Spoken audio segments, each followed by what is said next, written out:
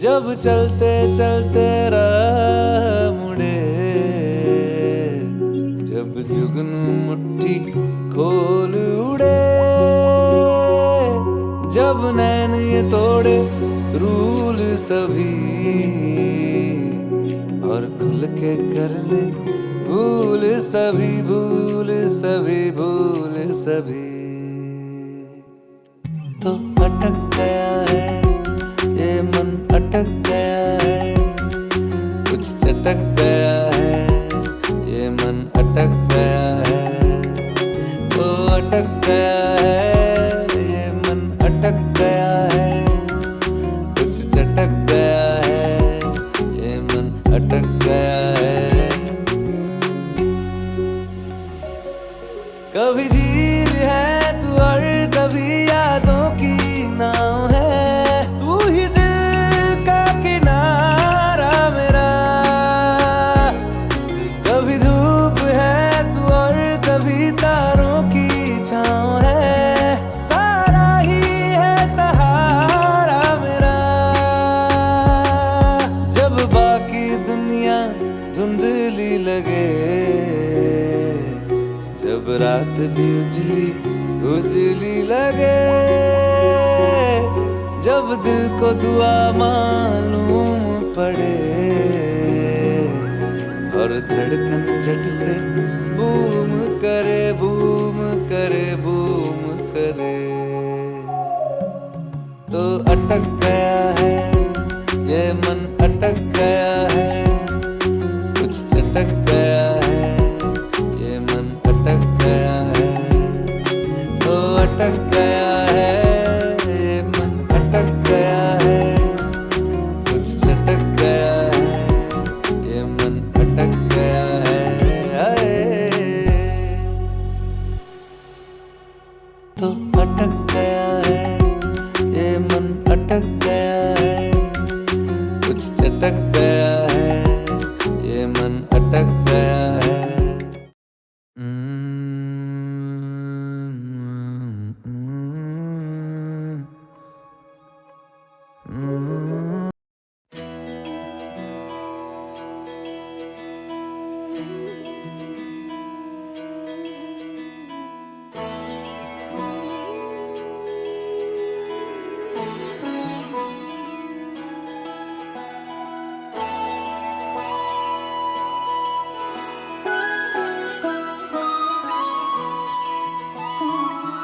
जय हो शंकरा, आदिदेव शंकरा, तेरे जाप के बिना चले ये सांस किस तरह। मेरा कर्म तू ही जाने, क्या बुरा है क्या भला, तेरे रास्ते पे मैं तो आंख मूंद के चला। तेरे नाम की जोत ने सारा हर लिया तमस मेरा। नमो नमो जी शंकरा, भोलेनाथ शंकरा, जय त्रिलोकनाथ शंभु हे शिवाय शंकरा। नमो नमो जी शंकरा, भोलेनाथ शंकरा, रुद्रदेव हे महेश्वरा।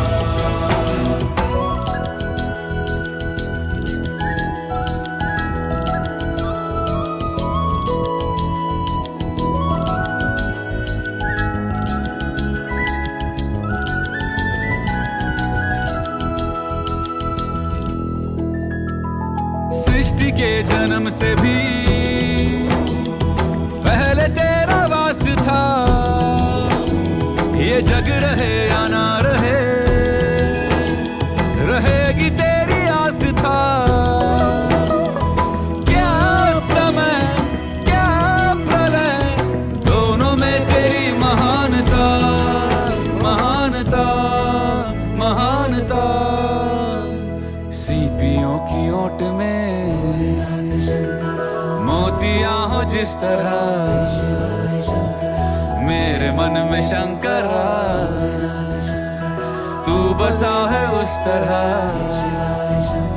मुझे भरम था जो है मेरा था कभी नहीं मेरा, अर्थ क्या हेलो, हेलो, हेलो, निरर्थ हेलो। क्या जो भी है सभी तेरा, हेलो हेलो हेलो हेलो तेरे सामने है झुका मेरे सर पे हाथ रख तेरा। नमो नमो जी शंकरा भोलेनाथ शंकरा, जय त्रिलोकनाथ शंभु हे शिवाय शंकरा। नमो नमो जी शंकरा। गुड मॉर्निंग भाई, गुड मॉर्निंग जी, गुड मॉर्निंग। की हाल चाल जी? वधिया हो सारे? तंदुरुस्त हो? फैमिली वधिया एकदम? चलो बहुत वधिया वधिया ही होना चाहिए जी। Good morning Harsh, good morning Anshita, good morning Puja, good morning Mitthu. Oh my god. Good morning Vatsal, good morning Abhishek, good morning, very good morning Bharat. Good morning जी, गुड मॉर्निंग। वधिया सर, आप बताओ कैसे हो? मैं भी एकदम वधिया जी, बहुत वधिया जी। Good morning Urvashi, good morning Srishti, good morning Harshil, good morning Suraj, Jay, Ashu, Atharv, very good morning साਰਿਆਂ जी, वेरी गुड मॉर्निंग। चलो तो और ये अपनी क्लास स्टार्ट करते हैं। एक बार फटाफट से पहले भगवान जी की प्रार्थना कर लेते हैं, ठीक है? उसके बाद फिर अपनी क्लास स्टार्ट करेंगे। लो जी सारे बच्चे हाथ जोड़ लो फटाफट से जी। सारे बच्चे एक बार फटाफट से हाथ जोड़ लो। मैं बहुत बढ़िया हूँ, मैं बिल्कुल सही हूँ जी। बस आज मेरे दांत में दर्द हो रहा है, पता नहीं क्यों। और दांत का दर्द मैंने यार पहली बार फील किया, मतलब भाई साहब दिमाग में चढ़ जाता है। मतलब पता नहीं क्या, ऐसा कौन सा क्यों दर्द हो रहा है, ऐसा दिमाग में घुसता है हूँ करके। चलो जी एक बार सारे बच्चे फटाफट से हाथ जोड़ लो। सारे बच्चे फटाफट से हाथ जोड़ लो, फिर अपनी प्रार्थना स्टार्ट करते हैं जी, ठीक है? 1 2 3 और स्टार्ट।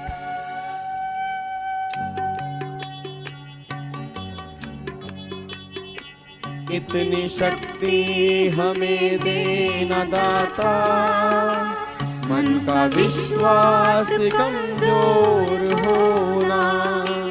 इतनी शक्ति हमें देना दाता, मन का विश्वास कमजोर हो। हम चले एक रास्ते पे हमसे भूल कर भी कोई भूल होना। इतनी शक्ति हमें देना दाता, मन का विश्वास कमजोर होना। हम चले एक रास्ते पे हमसे भूल कर भी कोई भूल होना। इतनी शक्ति हमें देना दाता, मन का विश्वास कमजोर होना।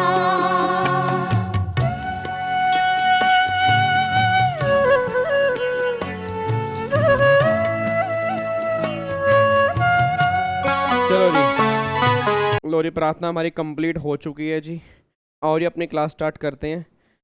सत श्री अकाल, सत श्री अकाल। सर आपकी आवाज़ से पता लग रहा था कुछ तो गड़बड़ है। नहीं ऐसा तो नहीं है दया, कुछ तो गड़बड़ है दया, कुछ तो गड़बड़ है, बट ऐसा तो नहीं होना चाहिए जी। सर ए मालिक तेरे बंदे, हम ये वाली प्रेयर भी चलाना सर किसी दिन। बिल्कुल चलाएंगे जी, बिल्कुल चलाएंगे। यस सर, बहुत बुरा होता है, दिमाग की नसें भी दुखती हैं। विजडम टूथ आ रहा है सर आपका, ये नहीं पता कौन सा टूथ आ रहा है। चलो आओ जी वापस आओ जी, इधर देखो ध्यान से। लो जी अपनी क्लास स्टार्ट करते हैं। लास्ट क्लास में हमने अपना चैप्टर नंबर 1 अपना स्टार्ट किया हुआ था जी, और चैप्टर नंबर 1 में सेक्शन नंबर 4 हमने स्टार्ट किया था, चार्जिंग सेक्शन।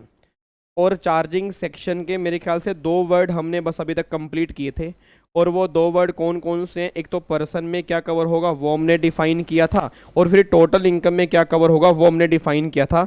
ये 2 वर्ड अभी तक हमने कंप्लीट किए थे जी, ठीक है?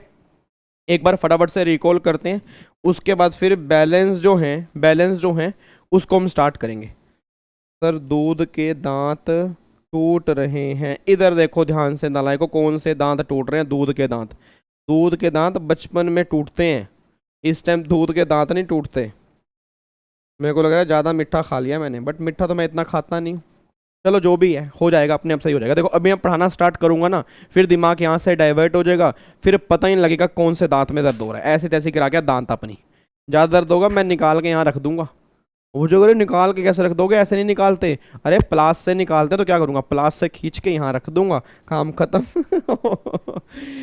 चलो री इधर देखो ध्यान से री, एक बार मुझे फटाफट से रिकॉल करवा दो। लास्ट क्लास में हमने सेक्शन नंबर 4 हमने स्टार्ट किया। पहले मुझे बताओ सेक्शन नंबर 4 जो है, सेक्शन नंबर 4 जो है वो हमारा चार्जिंग सेक्शन जो है वो चैप्टर नंबर 1 का है, ये पूरे इनकम टैक्स एक्ट के जी, पूरे इनकम टैक्स एक्ट का जी, ठीक है ना। पूरे इनकम टैक्स एक्ट का जो हमारा है वो चार्जिंग सेक्शन है, सेक्शन नंबर 4। तो सेक्शन नंबर 4 में भी तक हमने क्या डिस्कस किया था जी, सेक्शन नंबर 4 ये बात कहता है every person whose total income of the previous year exceed the exemption limit is an assessee and chargeable to income tax at the rate or rates prescribed in the finance act for the relevant previous year। मतलब section number 4 ये बात कहता है कि पूरा income tax act ही applicable कब होगा, वो डिपेंड करता है कि सेक्शन 4 वाली कंडीशन सेटिस्फाइड होंगी या नहीं होंगी। इट मीन्स अगर सेक्शन 4 में दी गई कंडीशन सेटिस्फाइड होंगी उस केस में तो फिर सेक्शन नंबर 4 लग जाएगा, मतलब इनकम टैक्स एक्ट एप्लीकेबल होगा। बट अगर सेक्शन 4 में दी गई कंडीशन सेटिस्फाइड नहीं होंगी तो इनकम टैक्स एक्ट ही एप्लीकेबल नहीं होगा, बस ये बात ध्यान दो। अब एक बात मैंने सोच के बताना जी, अब सेक्शन, सर मेरे पापा कारपेंटर हैं, आप आ जाना निकाल देंगे। वाह भाई वाह, कारपेंटर हैं तो मतलब मैं अपना दांत आरी से कटवाऊँ आपके पापा से, हैं ठीक है जी। प्लास तो हर घर के अंदर पड़ा था ना, प्लास मेरे सामने पड़ा है, ठीक है, मुझे कारपेंटर की जरूरत नहीं है, प्लास से मैं भी खींच दूंगा। नालायक कहीं का, कारपेंटर है मेरे पापा, मतलब मेरे बाप के पापा क्या करेंगे, मेरा मुंह खोल के ऐसे आरी से दांत काटेंगे क्या मेरा, हद हो गई नालायक। मेरे पापा कारपेंटर हैं, आ जाना आप, ठीक है जी। ये नहीं कह रहे कि सर मेरे पापा डॉक्टर हैं, चलो डॉक्टर हैं तो डॉक्टर को दिखा देना दांत में क्या दिक्कत है, कारपेंटर है दांत ही कटवा देंगे, आपका काम ही खत्म करवा देंगे ड्रिलिंग मशीन से। वेरी गुड, बहुत बढ़िया। इधर सुनो ध्यान से, अब एक बात मैंने सोच के बताओ जी। अब एवरी पर्सन, तो पर्सन में कौन से लोग कवर होंगे, याद करो कल मैंने कहा था कि पर्सन में जो लोग कवर होंगे वो सेक्शन 231 में डिफाइन होंगे जी। अब 231 में कौन से लोग कवर होते हैं, पर्सन इंक्लूड्स था या पर्सन मीन्स था, पर्सन इंक्लूड्स, मतलब पर्सन में यही लोग कवर होंगे, वो ये नहीं कह रहा कि पर्सन में ये भी लोग कवर होंगे, वो ये बात कहना चाह रहा है। अब पर्सन में कौन कौन से कवर होंगे जी, इंडिविजुअल, उसके बाद HUF, फिर partnership firm includes LLP, company वहाँ पे कवर होगी, AOP वहाँ पे कवर होंगे, BY वहाँ पे कवर होंगे, लोकल अथॉरिटी वहाँ पे कवर होंगी, और आर्टिफिशियल जुडिशियल पर्सन जो ऊपर कहीं पर भी कवर नहीं होंगे वो पर्सन की डेफिनेशन में कवर हो जाएंगे। तो पर्सन का मतलब ये निकल क्या रहा है कि सेक्शन 4 ये बात करना चाह रहा है कि सेक्शन 4 जो है ना वो हर पर्सन पर एप्लीकेबल होगा, चाहे वो इंडिविजुअल हो, चाहे वो HUF हो, चाहे वो कंपनी हो, कोई भी हो, हर पर्सन पर सेक्शन नंबर 4 एप्लीकेबल हो जाएगा। फिर हर पर्सन की कौन सी इनकम पर एप्लीकेबल होगा जी, टोटल इनकम पर। अब टोटल इनकम कैलकुलेट कैसे करते हैं, याद करो, अगर मुझे टोटल इनकम निकालनी है तो उससे पहले मुझे कौन सी इनकम निकालनी होगी, मुझे ग्रोस टोटल इनकम निकालनी होगी। और अगर मैं ग्रोस टोटल इनकम में से अगर मैं डिडक्शंस माइनस कर दूंगा तो मेरी टोटल इनकम निकल के आ जाएगी। अच्छा, ग्रोस टोटल इनकम कैसे निकालते हैं, याद करो, 5 हेड की इनकम प्लस में क्लबिंग ऑफ इनकम माइनस में लॉस। 5 हेड हमारे कौन कौन से होंगे, salary, house property, PGP, capital gain, other source. अब सैलरी में इनकम कौन सी जाती है, एम्प्लॉयर और एम्प्लॉय वाली इनकम टैक्सेबल कहाँ पे होगी, सैलरी में। हाउस प्रॉपर्टी में रेंटल इनकम टैक्सेबल होगी।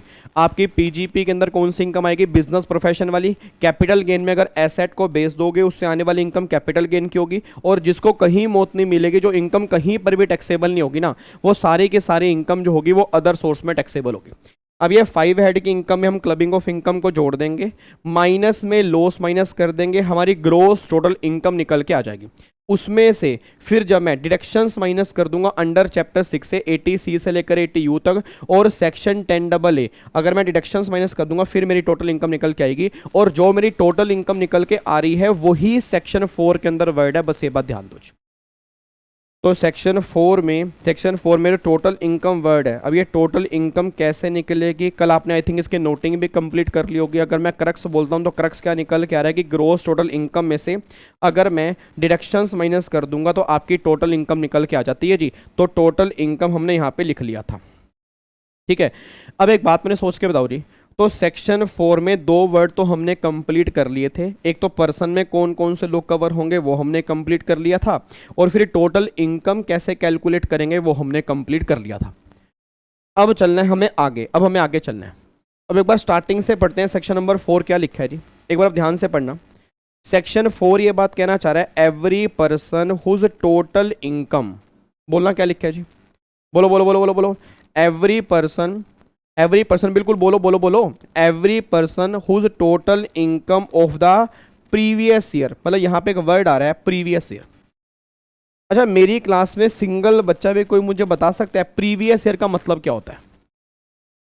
मतलब प्रीवियस ईयर का मतलब क्या है? मतलब उसने कहा every person whose total income of the previous year, तो प्रीवियस ईयर का मतलब क्या है?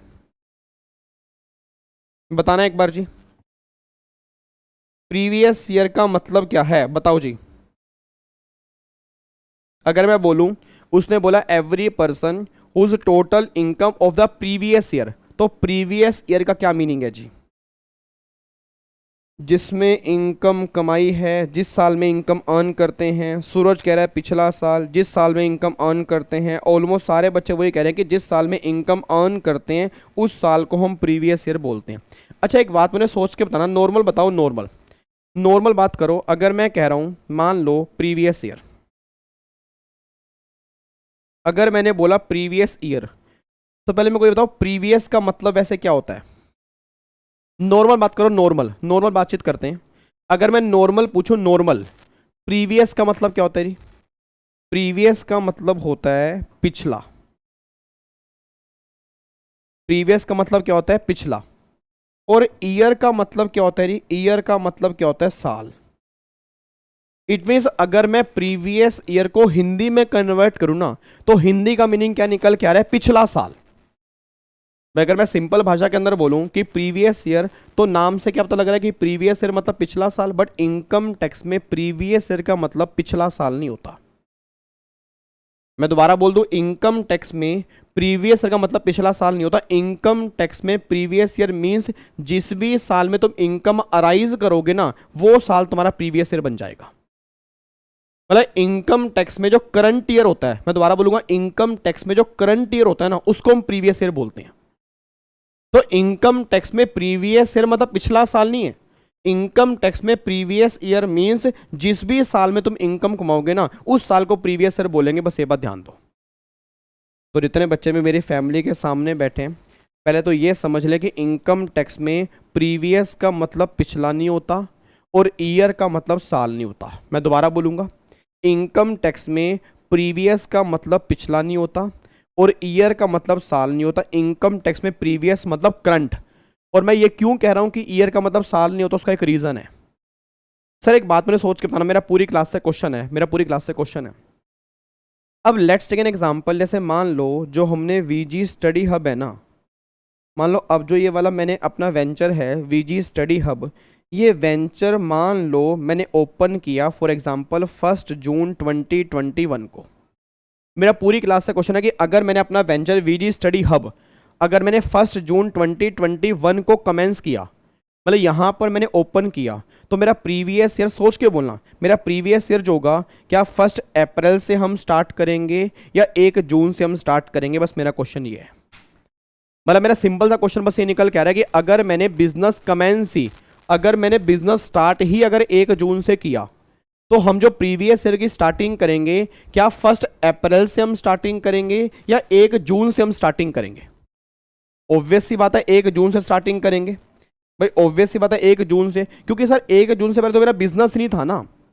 अब 1 जून से पहले अगर मेरा बिजनेस नहीं था, तो प्रीवियस ईयर कहां से निकल के आएगा?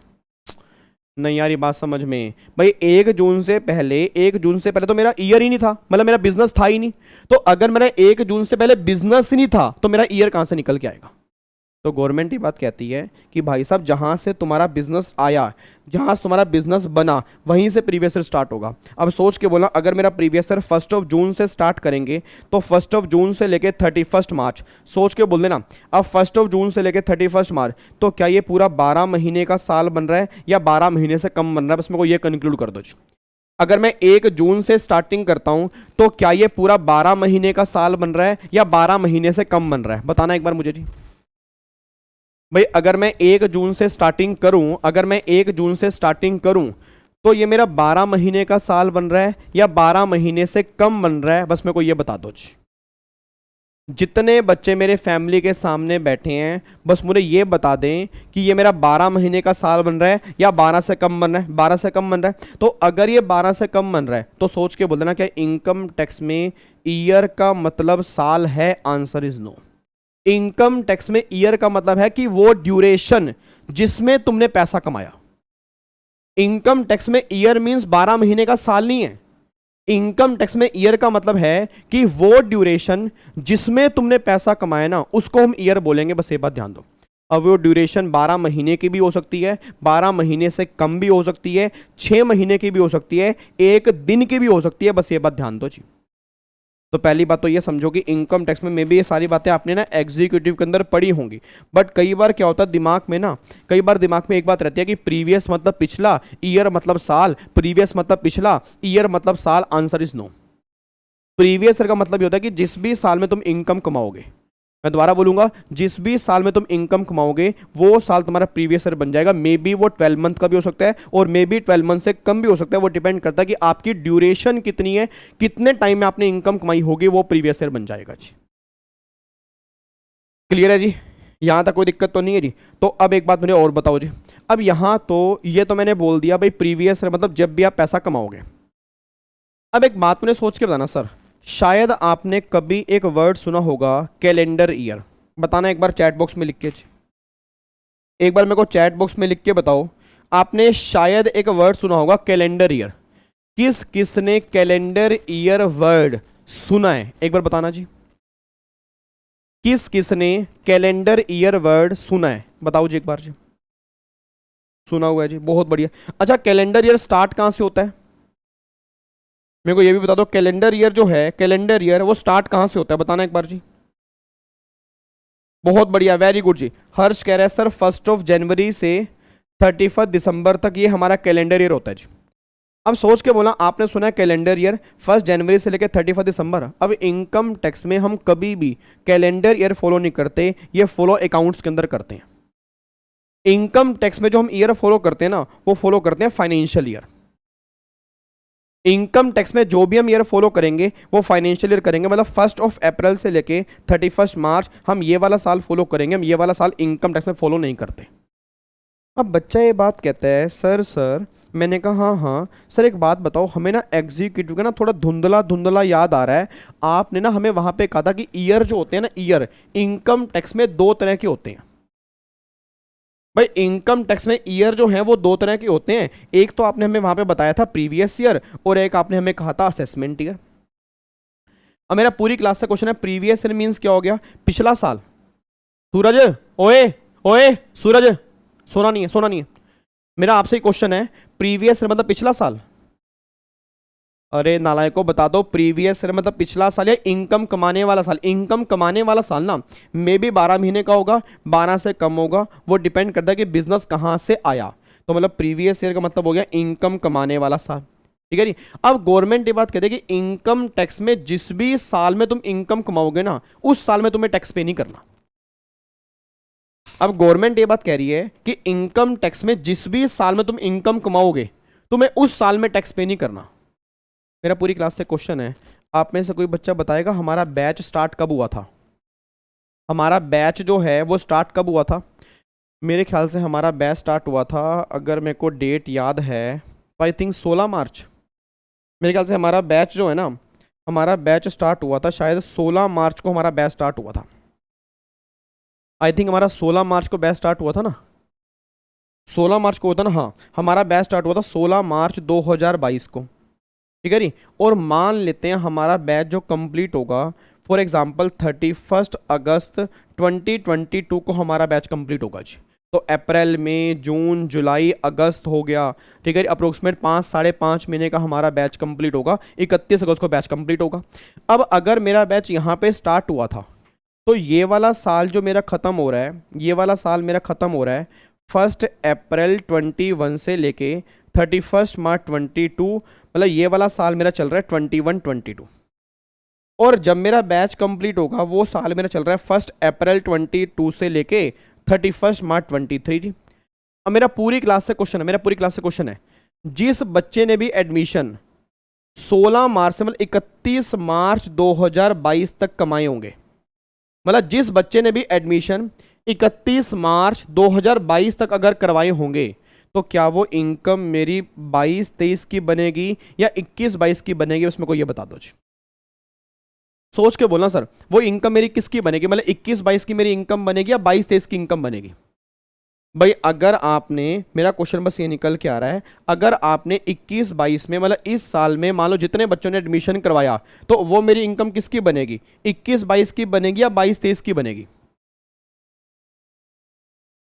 बोलो बोलो बोलो बोलो बोलो। 21-22 की इनकम बनेगी। अरे जिस बच्चे ने अप्रैल से लेके मतलब अप्रैल या उसके बाद में एडमिशन कराए, जिस बच्चे ने अप्रैल या उसके बाद में एडमिशन करवाए वो इनकम मेरी किसकी बनेगी, ऑब्वियस सी बात है मेरी 22-23 की बनेगी। तो एक बात मैंने सोच के बोला, अब जिस भी साल के अंदर मैंने इनकम कमाई है क्या उसी साल में टैक्स देना पड़ेगा या उससे अगले साल टैक्स देना पड़ेगा। भाई इनकम टैक्स में रूल क्या होता है, इनकम टैक्स का रूल क्या होता है भाई, इनकम टैक्स में जिस साल इनकम कमाओगे उसी साल में टैक्स पे करोगे या उससे अगले साल टैक्स पे करोगे। आपको मैंने एग्जीक्यूटिव के अंदर भी कहा था कि इनकम टैक्स में जिस साल की इनकम होती है उस साल हम टैक्स पे नहीं करते, उससे अगले साल टैक्स पे करते हैं। और जिस साल में हम टैक्स पे करते हैं ना उस साल को हम बोलते हैं असेसमेंट ईयर। बस ये बात ध्यान दो। तो असेसमेंट ईयर का मतलब होता है असेस, देखो नाम से पता लग रहा है असेसमेंट, असेसमेंट का मतलब कैलकुलेट करना, पे करना। तो जिस साल भी आप प्रीवियस ईयर की इनकम पर जिस साल भी टैक्स पे करोगे उसको हम क्या बोलते हैं, असेसमेंट ईयर बोलते हैं। और मेरी क्लास में अगर कोई सिंगल बच्चा भी इंटेलिजेंट होगा वो ये बात समझ गया होगा कि असेसमेंट ईयर हमेशा 12 महीने का होगा। वो तो ऑब्वियस सी बात है कि प्रीवियस ईयर से अगला साल तो 12 महीने का ही होगा ना भाई, प्रीवियस ईयर से अगला साल तो 12 महीने का ही होगा, उसमें तो कोई डाउट ही नहीं है। तो प्रीवियस ईयर 12 महीने या 12 महीने से कम भी हो सकता है, बट असेसमेंट ईयर जो होगा वो हमेशा 12 महीने का होगा। बस ये बात ध्यान दो जी।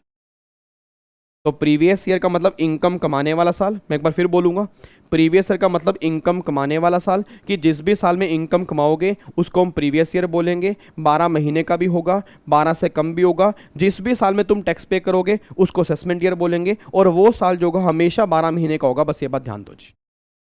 अब यहाँ तो कोई दिक्कत तो नहीं है। अब एक बात मैंने सोच के बताना, जैसे आज हमारी 22 जुलाई 2022 चल रही है, ठीक है जी। आज हमारी तारीख क्या है जी, आज हमारी तारीख है 22 जुलाई 2022, आज हमारी तारीख ये है। तो कोई बताएगा आज अगर 22 जुलाई 2022 है तो ये वाला साल मेरा स्टार्ट कब हुआ होगा, सोच के बताओ। अगर आज हमारी 22 जुलाई 2022 है तो ये वाला साल मेरा स्टार्ट कब हुआ होगा जी, बताना एक बार मुझे। ये वाला साल मेरा स्टार्ट हुआ होगा 1 अप्रैल 22, और ये वाला साल मेरा खत्म कब होगा, 31 मार्च 23 को। यहाँ पे खत्म होगा ना 23 को जी। अच्छा अब ये 22 जुलाई यहाँ पे बन रही है, 22 जुलाई यहाँ पे बन रही है। मेरा पूरी क्लास से क्वेश्चन है, अब इस भी साल के अंदर मैं जो इनकम कमा रहा हूँ, अब क्या सोच के बोला, ये साल जो मेरा अभी चल रहा है, ये साल जो मेरा अभी चल रहा है, ये साल जो मेरा अभी चल रहा है, इस साल में जो भी इनकम कमाऊंगा क्या उस इनकम पर इस साल टैक्स पे करूंगा, आंसर इज नो। जो मेरा अगला साल होगा उस साल में टैक्स पे करूंगा, जो मेरा अगला साल होगा उस साल में टैक्स पे करूंगा। मतलब अगर मैं इनकम इस साल में कमा रहा हूं तो इस साल की इनकम पर इस साल टैक्स पे नहीं करूंगा, अगले साल टैक्स पे करूंगा। ये बात तो क्लियर है। अब मेरा पूरी क्लास से क्वेश्चन है, अब जो मैं डेली बेस पे इनकम कमा रहा हूं, मान लो डेली जो मेरी क्लास में बच्चे एडमिशन ले रहे हैं, मान लो एग्जीक्यूटिव वाले हैं, प्रोफेशनल वाले हैं, कई बच्चे सीए वाला बैच भी लेते हैं। तो मतलब मैं कहना क्या चाह रहा हूँ कि जो भी बच्चे डेली बेस पे एडमिशन ले रहे हैं वो इनकम मेरी इस साल की है, तो क्या ये साल मेरा करंट ईयर है, मतलब क्या ये साल मेरा प्रीवियस ईयर है, सोच के बोलना। मतलब क्या ये मेरा पिछला साल है या करंट ईयर है, करंट ईयर है ना भैया, मेरा पिछला साल तो नहीं है, करंट ईयर है ना। अब इसी को इनकम टैक्स में हम क्या बोलते हैं, प्रीवियस ईयर बोलते हैं। बस मैं ये समझाना चाह रहा हूँ जी। तो कई बच्चे ना बीच में गलत आंसर दे रहे थे, मैंने इसलिए इस पर टाइम लगा दिया कि आपके दिमाग में क्लैरिटी होनी चाहिए कि ये साल मेरा अभी चल रहा है, इस साल मैं भी इनकम कमा रहा हूँ, इसको हम करंट ईयर बोलते हैं। और अगर करंट ईयर बोलते हैं तो इसी को ही हम प्रीवियस ईयर बोलेंगे। इससे पिछला साल हमारा प्रीवियस ईयर वैसे कहने को है, but as per income tax जो प्रीवियस ईयर होता है ना तो वो इनकम कमाने वाला साल होता है। तो अगर कोई मुझसे बोले, अगर कोई मुझसे पूछे कि भाई साहब प्रीवियस ईयर क्या है, तो मैं आंसर पता क्या दूंगा, मेरा प्रीवियस ईयर जो है वो 22-23 है। वो तो बोलेगा ये तो अभी चल रहा है, तो मैं क्या बोलूंगा, भाई साहब इसी को तो प्रीवियस ईयर कहते हैं। कि जो भी तुम्हारा करंट ईयर होता है, जिस भी साल में तुम इनकम कमा रहे होते हो ना, उसी साल को प्रीवियस ईयर बोलते हैं। बस ये बात ध्यान दो। ये बात क्लियर है जी। अच्छा, अब यहाँ तक डन है, लॉक कर दूं, पक्का पक्का। तो जिस भी साल में तुम इनकम कमाते हो, जो साल अभी आपका चल रहा है वही साल आपका प्रीवियस ईयर बन जाता है। तो प्रीवियस ईयर मतलब पिछला साल नहीं होता, प्रीवियस ईयर मतलब इनकम टैक्स में इनकम कमाने वाला साल, और इनकम कमाने वाला साल मतलब करंट ईयर। तो करंट ईयर को ही इनकम टैक्स में प्रीवियस ईयर कहते हैं, बस ये बात ध्यान दो जी। अब बच्चा कहता है ठीक है सर, चलो ये आपकी बात मान ली, ये बात हमारे पल्ले पड़ गई है। अब थोड़ा सा आगे बढ़ते हैं। अब मेरा क्वेश्चन ये निकल के आ रहा है, जैसे मान लो एग्जाम में क्वेश्चन आया, मिस्टर वीजी ने अपना एक बिजनेस जो है वो सेटअप किया। मान लो आज के दिन, आज 22 जुलाई है, तो आज उसने अपना बिजनेस सेटअप किया। और मिस्टर वीजी ने मतलब मैंने अपना बिजनेस जो कमेंस है वो कमेंस कब किया? मान लो मैंने कमेंस किया फॉर एग्जांपल 15 सितंबर 22 को, ठीक है जी। कोई पूछेगा आपका प्रीवियस ईयर वो 22-23 कैसे हुआ, तो उसको बोल देना ना इनकम टैक्स पढ़ लो। अब जिसने इनकम टैक्स ही नहीं पढ़ा वो तो पूछेगा ही भाई, जिसने इनकम टैक्स पढ़ा होगा वो तो पूछेगा नहीं निशा।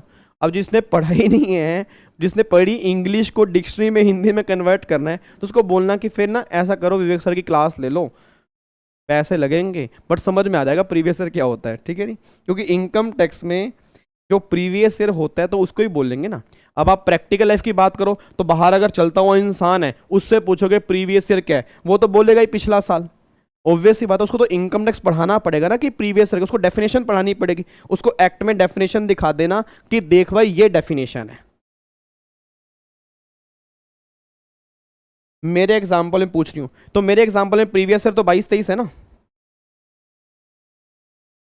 मेरे एग्जाम्पल में प्रीवियस ईयर तो 22-23 है। ये जो मैं इनकम कमा रहा हूं, ये जो साल मेरा भी चल रहा है, तो मेरा प्रीवियस ईयर क्या है? 22-23। मेरा करंट ईयर क्या है? 22-23। मेरा असेसमेंट ईयर क्या है? 23-24 है। ऐसे अगर पिछले साल की बात करूंगा, जब आपने एडमिशन करवाया था उस टाइम आप मुझसे पूछते तो मेरा प्रीवियस ईयर क्या था? 21-22। मेरा करंट ईयर क्या था? 21-22। ठीक है, मतलब जिस भी साल में अगर कोई पूछे कि प्रीवियस ईयर क्या है, तो जिस भी साल में आप इनकम अर्न करोगे वो मेरा प्रीवियस ईयर है। अभी मैं आपको एक्ट में भी दिखा दूंगा जी, ठीक है जी। चलो अब सुना ध्यान से, मैं कहना क्या चाह रहा हूं।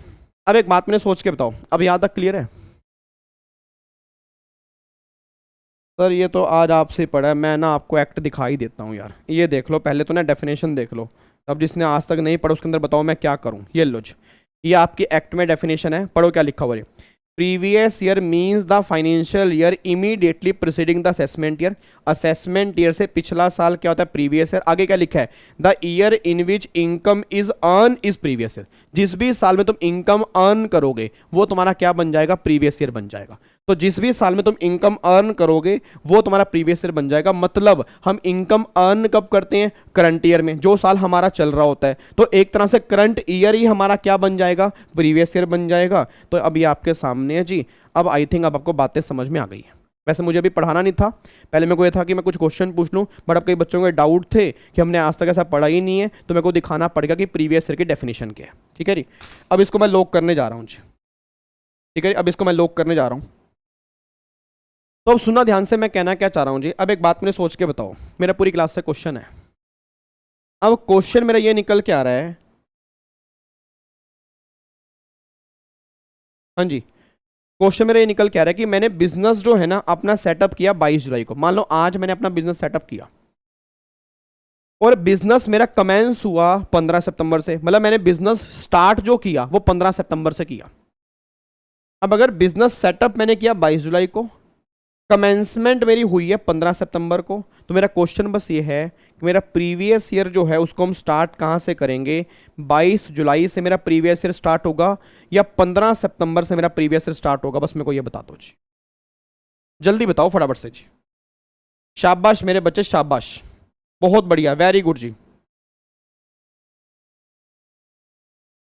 Very good very good very good, बहुत बढ़िया जी, बहुत बढ़िया, वेरी गुड। बताओ जी, अगर मैंने 22 जुलाई को मेरा सेटअप हुआ और 15 सितंबर को मैंने बिजनेस कमेंस किया, तो मेरा प्रीवियस ईयर कब से स्टार्ट करेंगे? 22 जुलाई से या 15 सितंबर से जी? Very good. अब लग रहा है मुझे एग्जीक्यूटिव में सारे बच्चे पढ़ के आए हैं, चाहे वो मुझसे पढ़े हैं चाहे वो किसी भी टीचर से पढ़े हैं, बट पढ़ के आए हैं। चलो शुक्र है भगवान का, नहीं तो मेरे को हर बैच में देखने को मिलता है कम से कम 8-10 बच्चे ऐसे होते हैं जो कहते हैं 15 सितंबर से होगा। तो ये बात ध्यान देना कि प्रीवियस ईयर जो है वो बिजनेस, देखो एक बच्चा मिल गया ना, देखो हर्षा, हर्षा मिल गई, वत्सल मिल गया, मैंने कहा ना, मैंने कहा कई बच्चे हैं, अथर्व मिल गया, कई बच्चे मिलेंगे बीच में। वो मैं हैरान हो गया, मैंने कहा सारा बैच भाई साहब, ये तो 22 जुलाई बोल रहा है, हे भगवान आपने कर क्या दिया, ऐसे कौन सी आपने दिव्य शक्ति इनको प्रसाद खिला दिया आपने। फिर एकदम अचानक भगवान ने कहा देख आंखें खोल के देख, देख विवेक आंखें खोल के, ये वही बैच है जिसके लिए तू दर दर भटका था, इसमें होंगे 15 सितंबर वाले बच्चे, थोड़ी सी बस आंखें खोल के देख, देखो 15 सितंबर वाले भी दिखेंगे। मैं बोलने ही लगा था कि कमाल कर दिया इस बैच ने, बच्चा कह रहा है ऐसी की तैसी, कमाल तो हम करके दिखाएंगे, 15 सितंबर भी आंसर हम देंगे। इधर सुनो ध्यान से, प्रीवियस ईयर जो होता है ना, प्रीवियस ईयर वो बिजनेस सेटअप की डेट से स्टार्ट होता है, वो बिजनेस कमेंसमेंट की डेट से स्टार्ट नहीं होता, बस ये बात ध्यान दो जी। अच्छा पहले कोई मुझे बताएगा, बहुत ध्यान सुनना जी, बिजनेस सेटअप और कमेंसमेंट में क्या फर्क होता है, बताना एक बार जी, बताओ एक बार,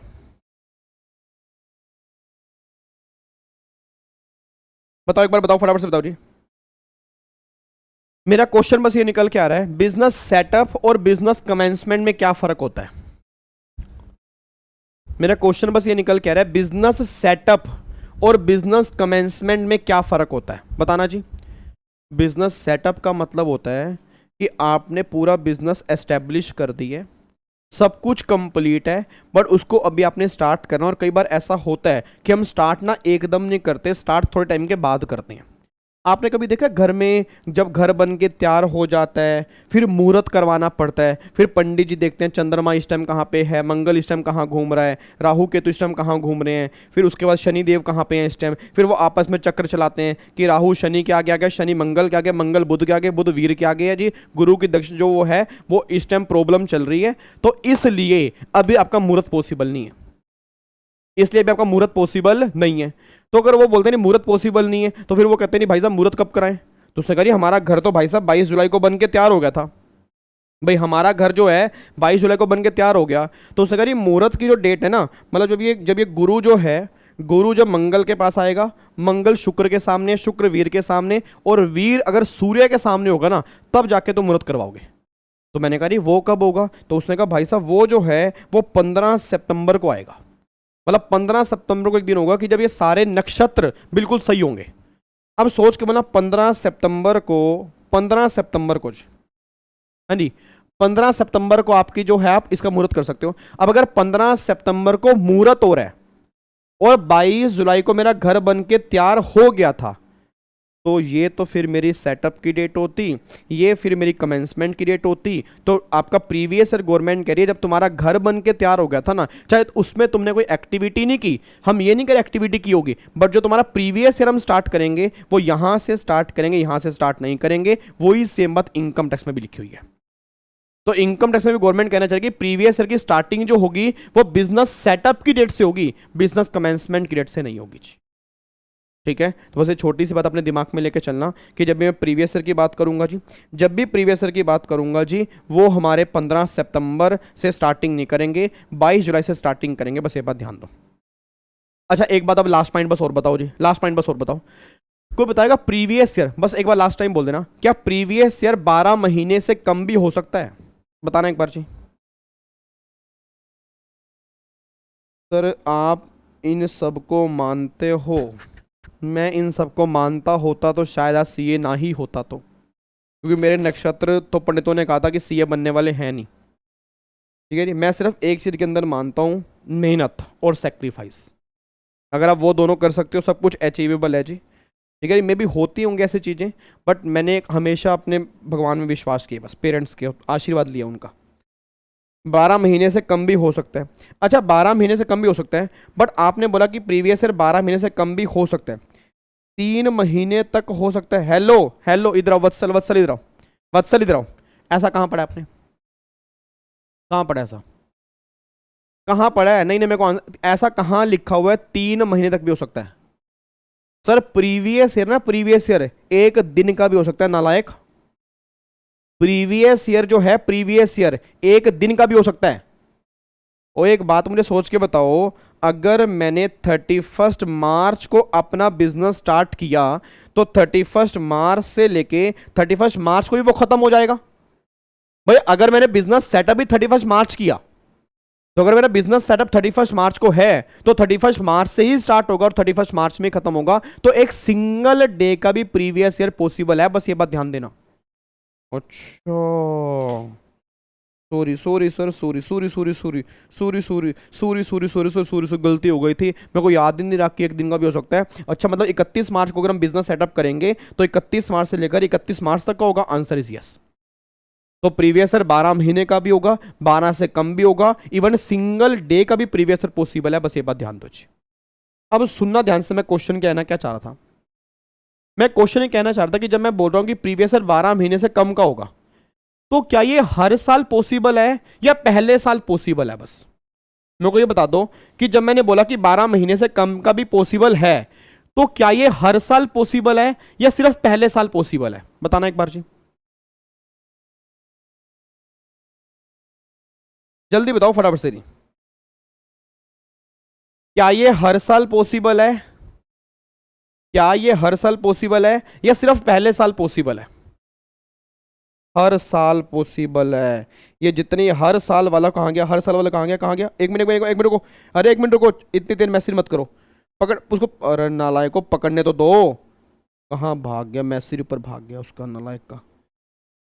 हाँ हर सक्सेना, सक्सेना साहब ये कहने लाग रहे भाई? नहीं हर साल पॉसिबल है, नहीं हर साल तुम अपना बिजनेस सेटअप करोगे के, या बिजनेस सेटअप जिंदगी में एक ही बार हुआ है? अरे भाई मेरे अगर एक बार बिजनेस सेटअप हो गया तो उसके बाद तो फिर पूरे साल, अगले आने वाले साल तो पूरे साल का ही बनेगा। पकड़ लिया मैंने, थन्ने तुम भागने लग रहे थे बिल्कुल ही, ठीक है जी। तो ये जो 12 महीने से कम की बात होगी ना, ये 12 महीने से कम की जो बात होगी ये सिर्फ फर्स्ट ईयर में होगी, जब तुमने बिजनेस सेटअप किया। क्योंकि अगर एक बार बिजनेस सेटअप हो गया, उसके आने वाले साल तो हमेशा 12 महीने ही होंगे, फिर 12 महीने से कम थोड़ा होंगे जी। मेरी बात समझ पा रहे हो? तो सिंपल सी बात बस ये निकल के आ रही है कि 12 महीने या 12 महीने से कम की जो बातें होंगी वो सिर्फ पहले साल में होंगी, अगले आने वाले सालों में प्रीवियस ईयर पूरे 12 महीने का ही होगा, असेसमेंट ईयर भी 12 महीने का ही होगा, बस ये बात ध्यान दो जी। डन है जी, कोई दिक्कत तो नहीं है? पक्का पक्का जी, लॉक कर दें इसको, ठीक है जी। चलो इधर देखो ध्यान से, अब एक बार मैं आपको यहाँ पे दिखा देता हूँ। अब एक बार यहाँ पे आओ जी, लो जी एक बार अब यहाँ पे चेक करना।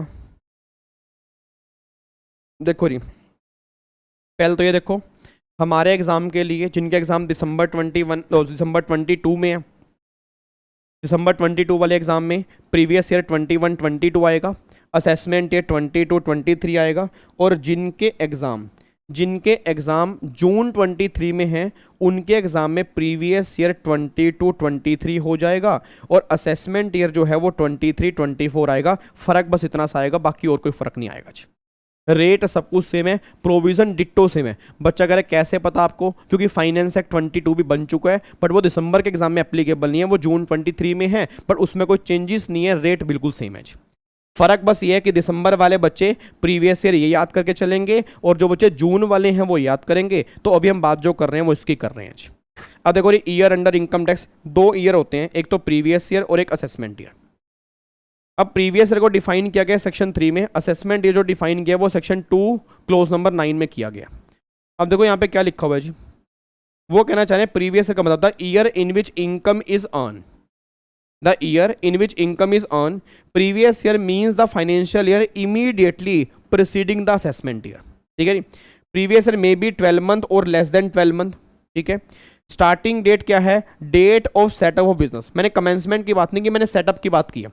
अब बच्चा ये बात कह रहा है सर अगर मान लो क्वेश्चन में सेटअप हमें दी ना हो, अगर हमें कमेंसमेंट दी हो तो फिर कमेंसमेंट को ही सेटअप मान लोगे, फिर वहां से स्टार्ट कर दोगे।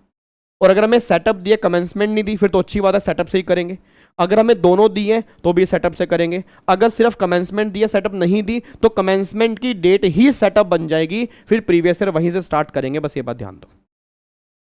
उसके बाद एक और असेसमेंट ईयर जी, असेसमेंट ईयर में income tax of previous year shall be chargeable to tax, मतलब जिस ईयर में आप इनकम टैक्स पे करने के लाइबल हो जाओगे वो असेसमेंट ईयर बन जाएगा।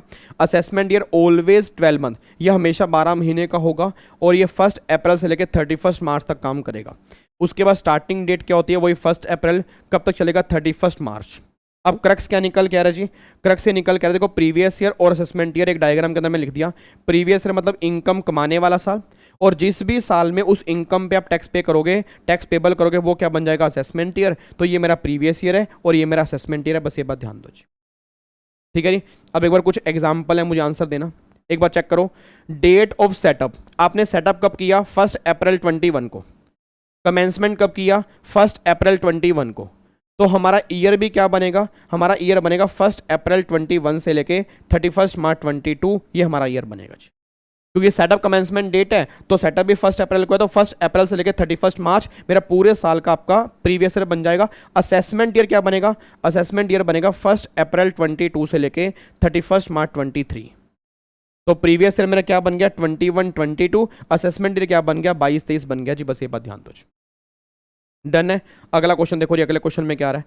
अगला क्वेश्चन है, बिजनेस सेटअप किया 1 अप्रैल से, कमेंसमेंट किया 15 जुलाई को। अब कमेंसमेंट तो मेरे किसी काम का है ही नहीं ना, तो मतलब कमेंसमेंट पर यहां पर भी कट है, यहां पर भी कट है, यहां पर भी कट है। कमेंसमेंट मेरे किसी भी काम का नहीं है, क्योंकि अगर सेटअप दिया है तो सेटअप ही लेके चलेंगे, अगर सेटअप नहीं दिया फिर कमेंसमेंट की बात होगी। तो अगर सेटअप है तो वही सेम 1 अप्रैल 21 से लेके 31 मार्च 22, और अगला फिर मेरा बन गया 1 अप्रैल 22 से लेके 31 मार्च 23, मतलब 21 22 22 23। उसके बाद यहाँ से अब सेटअप हो रहा है जी, तो अगर यहाँ सेटअप हो रहा है तो 15 नवंबर 2021 से लेके 31 मार्च 22, ये मेरा प्रीवियस ईयर बनेगा, 12 महीने से कम बनेगा जी। और अगले केस में मेरा बिजनेस सेटअप कब हो रहा है जी, बिजनेस सेटअप मेरा हो रहा है 31 मार्च 22 से लेके 31 मार्च 22 ही बनेगा जी। 2-3 बच्चे ना बीच में अपनी कहानी चलाते जा रहे हैं, वो ये नहीं देख रहे अभी क्या चल रहा है। हर्षिल और प्रताप, और एक बच्चा और है, मैं उसका नाम नहीं देख पाया अभी। सर लास्ट ईयर भी 12 महीने से कम हो सकता है क्या, आंसर इज नो। अगर आपने बिजनेस अपना बीच में भी बंद कर दिया ना, तो जो एंडिंग होगी वो 31 मार्च की ही होती है जी। स्टार्टिंग आप बिजनेस सेटअप से करते हो, एंडिंग जो होती है वो ईयर की हमेशा 31 मार्च होती है, चाहे बिजनेस हो गया बीच में बंद आपका, ठीक है ना, चाहे बिजनेस बीच में बंद हो गया हो। अब अगर बिजनेस बोलो मैंने अप्रैल को बंद कर दिया 15 दिन के अंदर ही, तो भाई साहब एंडिंग जो करेंगे वो 31 मार्च की ही होती है। आपको चाहे रिपोर्ट 15 अप्रैल तक जमा करवानी है, रिपोर्ट आप वहां तक जमा करवा दो, बट एंडिंग जो करेंगे वो 31 मार्च की करेंगे जी।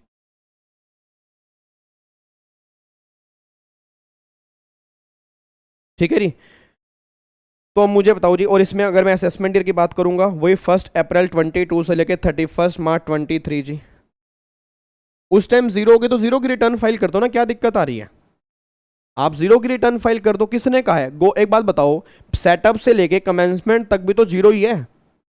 आज मेरे क्वेश्चन है, सेटअप से लेके कमेंसमेंट तक भी तो जीरो है, तो भी तो गवर्नमेंट रिटर्न मांग रही है ना।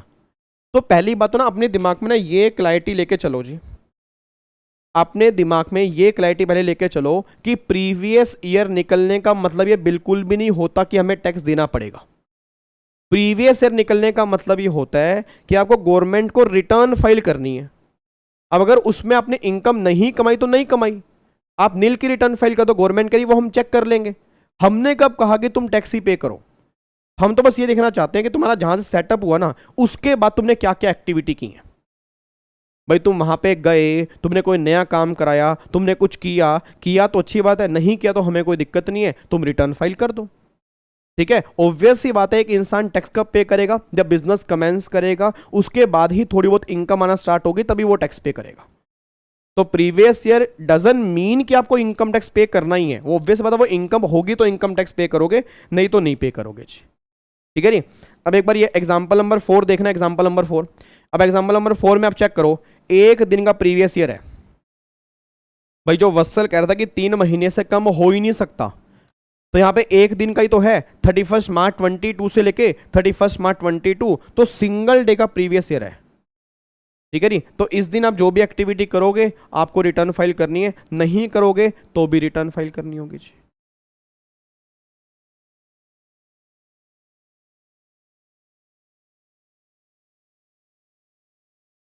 डन है जी। अब मेरे को बताओ इन एग्जाम्पल में कोई दिक्कत तो नहीं है जी? क्या एग्जाम्पल क्लियर हो गए हैं आपके? क्या एग्जाम्पल आपके क्लियर हो गए हैं? अब मुझे कंक्लूड करो, अब मुझे कंक्लूड करो फटाफट से, मुझे कंक्लूड करके बताओ प्रीवियस ईयर और असेसमेंट ईयर में क्या फ़र्क है। पहले तो मुझे बताओ प्रीवियस ईयर का मतलब क्या है? पिछला साल। हाँ जल्दी बताओ मुझे, प्रीवियस ईयर का मतलब क्या है? पिछला साल। जल्दी बोलो, प्रीवियस ईयर का मतलब क्या है? पिछला साल। Answer is no. Previous year means क्या होगा? इनकम कमाने वाला साल। स्टार्टिंग हम कहाँ से करेंगे? स्टार्टिंग करेंगे डेट ऑफ बिजनेस सेटअप से, खत्म कहाँ पे करेंगे? 31 मार्च। 12 महीने का भी हो सकता है, 12 महीने से कम भी हो सकता है, वो डिपेंड करता है कि आपने सेटअप कहाँ पे किया। और ये बातें सिर्फ आपकी पहले साल ही एग्जिस्ट करेंगी, क्योंकि पहले साल ही सेटअप की बात होगी। अगर सेटअप आपने किया ही 1 अप्रैल को है, फिर तो पूरे 12 महीने का होगा। उसके बाद अगर सेटअप किया तो 12 महीने से कम पॉसिबल है, बट असेसमेंट ईयर हमेशा 12 महीने का होगा। और प्रीवियस ईयर की इनकम जो होगी वो असेसमेंट ईयर में टैक्सेबल होगी। तो जिस साल हम टैक्स पे करेंगे, कैलकुलेट करेंगे, वो असेसमेंट ईयर बनेगा। और जिस भी साल में इनकम अराइज करेंगे वो हमारा प्रीवियस ईयर बनेगा। और प्रीवियस ईयर जो होता है वो असेसमेंट ईयर से एकदम पिछला साल होता है। इट मीन्स अगर मेरा असेसमेंट ईयर हमारे एग्जाम के लिए 22-23 है, तो 21-22 जो होगा वो प्रीवियस ईयर होगा। बस ये बात ध्यान दो जी, ठीक है जी। तो ये बातें आपकी निकल के आ रही हैं। तो अब मेरे को यहाँ तक कोई दिक्कत तो नहीं है, ठीक है जी। अब एक बार ऐसा करो, इसको चलो उतारना तो फिर बाद में उतार लेना, ठीक है जी, बाद में उतार लेना। एक बार पहले लिख लेते हैं ना, फिर एक बार पहले समझ लेते हैं। तो मैंने यहाँ लिख देता हूँ, ये तो आपका दिसंबर 22 के लिए हो गया। कोई अगर बच्चा जून 23 में एग्ज़ाम देना चाहता है या दिसंबर 23 में एग्ज़ाम देना चाहता है, तो बस यहाँ पे 23-24 करना है।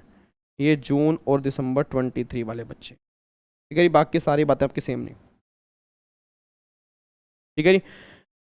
यहाँ तक डन है जी। चलो, तो अब ये हमारा हो गया प्रीवियस ईयर और ये हमारा हो गया असेसमेंट ईयर। इसका मीनिंग हमें समझ में आ गया। स्टार्ट हमें कहाँ से करना है वो सारी बातें हमारे दिमाग में क्लियर हो चुकी हैं। डन है जी। चलो जी, तो अब सुना ध्यान से, मैं कहना क्या चाह रहा हूँ। अब एक बार सेक्शन 4 पे वापस आते हैं जी। एक बार अब सेक्शन 4 के ऊपर वापस आते हैं। अब ये देखो सेक्शन 4 आपके सामने है। अब पढ़ने एक बार क्या लिखा हुआ जी। अभी तक हमने क्या पढ़ा कि एवरी पर्सन, पर्सन मीन्स क्या वो देख लिया। उस टोटल इनकम कैसे कहते हैं वो देख लिया। एवरी पर्सन उस total income of the previous year, तो प्रीवियस ईयर कैसे कहते हैं वो देख लिया। तो अभी तक यह समझ में आया कि किसी भी पर्सन की टोटल इनकम प्रीवियस ईयर में, किसी भी पर्सन की टोटल इनकम प्रीवियस ईयर में, अब गवर्नमेंट कह रही है एक्सीड। एक्सीड का मतलब ज्यादा होगी। अगर किसी पर्सन की टोटल इनकम प्रीवियस ईयर में एक्सीड ज्यादा होगी, किससे ज्यादा होगी बताओ ना, किससे ज्यादा होगी? वो कह रहे exceed the maximum amount which is not chargeable to income tax. मतलब अगर तुम्हारी टोटल इनकम प्रीवियस ईयर में उस अमाउंट से ज्यादा होगी जो अमाउंट इनकम टैक्स में नॉट चार्जेबल टू टैक्स है। इट मीन्स अगर तुम्हारी टोटल इनकम प्रीवियस ईयर में उस लिमिट से ज्यादा होगी जिस लिमिट तक इनकम टैक्स नहीं है। अब दिमाग में क्वेश्चन आया, सर ऐसी कोई इनकम टैक्स में लिमिट भी है क्या कि जहां पर इनकम टैक्स नहीं है? Answer is yes, answer is yes. और उस हम लिमिट को बोलते हैं थ्रेशोल्ड लिमिट या एग्जम्पशन लिमिट। मतलब जहां तक इनकम टैक्स पे करने की रिक्वायरमेंट नहीं होती, ऐसी आपकी इनकम टैक्स में लिमिट है। बट अब सुना ध्यान से, मुझे नहीं पता कि आप में से काफी सारे बच्चों ने एग्जीक्यूटिव कब क्लियर किया। देखो, अगर आपने executive with in 1 year clear किया, मतलब 1 साल के अंदर अंदर क्लियर किया, फिर तो आपने ये लो पढ़ा होगा। अगर आपने 2-3 साल पहले एग्जीक्यूटिव क्लियर किया है, तो जो मैं बातें बोलूंगा शायद आपने वो बातें नहीं पढ़ी होंगी। तो पढ़ी हो या ना पढ़ी हो मुझे कोई दिक्कत नहीं है, मैं जीरो ही मान रहा हूं कि आपने पढ़ा ही नहीं है। अब सुनना ध्यान से, मैं कहना क्या चाहता हूं सर। अब अगर मैं एग्जम्पशन लिमिट की बात करता हूं ना, अब अगर मैं एग्जम्पशन लिमिट की बात करता हूं, तो काफी सारे बच्चों के दिमाग में ना, काफी सारे बच्चों के दिमाग में एग्जम्पशन लिमिट कौन सी घूमती है? 2.5 लाख हो गया, 3 लाख हो गया और 5 लाख हो गया। मैंने बोला कि बोलो बच्चों एग्जम्पशन लिमिट क्या है? अरे सर 2.5 लाख, 3 लाख और 5 लाख है। अब सुनना, इट मीन्स नॉर्मल बच्चे के दिमाग में एक इमेज होती है 2.5 लाख, 3 लाख और 5 लाख। मैंने कहा बोलो बच्चों 2.5 लाख कब है? कह रहे 60 साल से कम वालों के लिए। मैंने कहा बोलो बच्चों 3 लाख कब है? कह रहे सीनियर सिटीजन के लिए। मैंने कहा बोलो बच्चों 5 लाख कब है? एक बच्चे की आवाज आ गई, सुपर सीनियर सिटीजन के लिए। बट अब सुना ध्यान से, मैं कहना क्या चाह रहा हूं, अब काफी टाइम से ना लोगों की डिमांड चल रही थी कि एग्जम्पशन लिमिट जो है उसको इंक्रीज कर दिया जाए।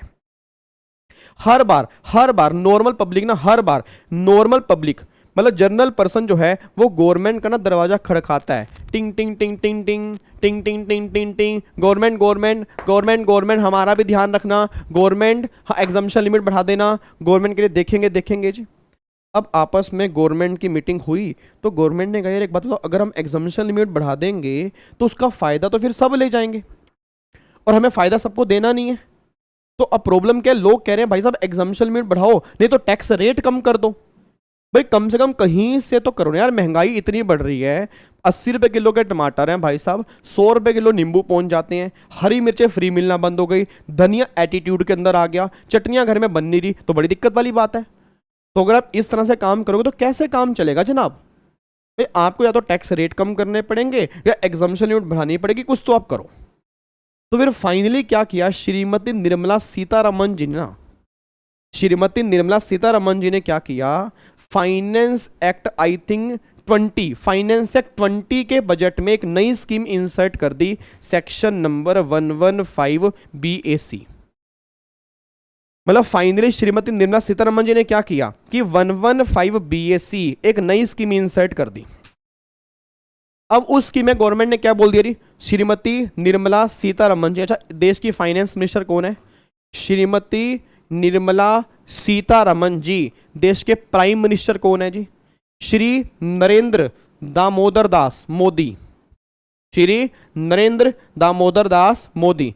उसके बाद देश के प्रेसिडेंट कौन है? देश के प्रेसिडेंट कौन है? अभी तो वैसे श्री रामनाथ कोविंद जी हैं, बट मे बी अब वो नए प्रेसिडेंट कल बनिए। कौन सी प्रेसिडेंट बनी है जी कल? जो देश की जो फर्स्ट महिला आदिवासी प्रेसिडेंट बनी हैं, जो सबसे कम एज की प्रेसिडेंट बनी है कल, जो हमारे देश की प्राइम मिनिस्टर सॉरी प्रेसिडेंट जो कल प्रेसिडेंट बनी है, उनका नाम क्या है? अरे नालायक, मुरमुरे कह रहा है बच्चा, मुरमुरे नहीं, मुर्मू, मुरमुरे। द्रौपदी दे, नेहा देख लो, द्रौपदी जैसे कि सहेली है, नेहा फोन करेगी भाई द्रौपदी को। अरे यार बोलो यार, मतलब अच्छे से बोलो यार, क्या ये मुरमुरे, क्या द्रौपदी बोल रहे हो? श्रीमती द्रौपदी मुर्मू जी, बोलो दोबारा से, श्रीमती द्रौपदी मुर्मू जी। ठीक है जी, श्रीमती द्रौपदी मुर्मू जी ये हमारे देश की कल प्रेसिडेंट बनी है, राष्ट्रपति कल ये हमारे देश की बनी है जी। ठीक है, इधर देखो ध्यान से। अब एक बात मैंने सोच के बताओ जी, मेरा पूरी क्लास से क्वेश्चन है। तो उन्होंने क्या किया, फाइनेंस मिनिस्टर ने क्या किया, एक स्कीम निकाल दी 115 BAC, और इस स्कीम में उन्होंने लिख दिया कि अगर कोई इंडिविजुअल और अगर कोई HUF है ना, अगर कोई इंडिविजुअल, बस एक थांबा थांबा थांबा, hello hello Murmu, hello aunty aunty 2 minute रुक जाओ, आंटी आंटी 2 मिनट थांबा। भाई सामने बच्चे दिख रहे, किसको आंटी कह रहे हो, किसको आंटी कहो? आप इनको अंकल बोल सकते हो, हमें आंटी नहीं बोल सकते। ना ना ना ना, हमने उनको देखा एंगल बदल बदल के, उन्होंने हमें मारा सैंडल बदल बदल के, फिर वही बात हो जाएगी सर। चुप करके हमें आंटी वांटी बोलना बंद करो। आप ये हेलो कि हेलो डियर, हेलो गाइस, आप सीधा देख सकते हैं। हाँ वेरी गुड गाइस। अब गाइस इधर देखना ध्यान से, मैं कहना क्या चाह रहा हूँ। अब गाइस मैं ये कहना चाह रहा हूँ कि जैसे आपकी एग्जम्पशन लिमिट 2.5 लाख, 3 लाख और 5 लाख है, तो गवर्नमेंट ने बोला जी, मतलब लोगों ने बोला या तो मेरी एग्जम्पशन लिमिट इंक्रीज कर दो, या टैक्स रेट जो है ना वो टैक्स रेट हमारे कम कर दो। भाई या तो हमारी एग्जम्पशन लिमिट इंक्रीज कर दो या टैक्स रेट हमारे कम कर दो जी। तो अब गवर्नमेंट ने क्या किया, मतलब श्रीमती निर्मला सीतारमन जी ने क्या किया, एक सेक्शन इंसर्ट कर दिया 115 BAC जी।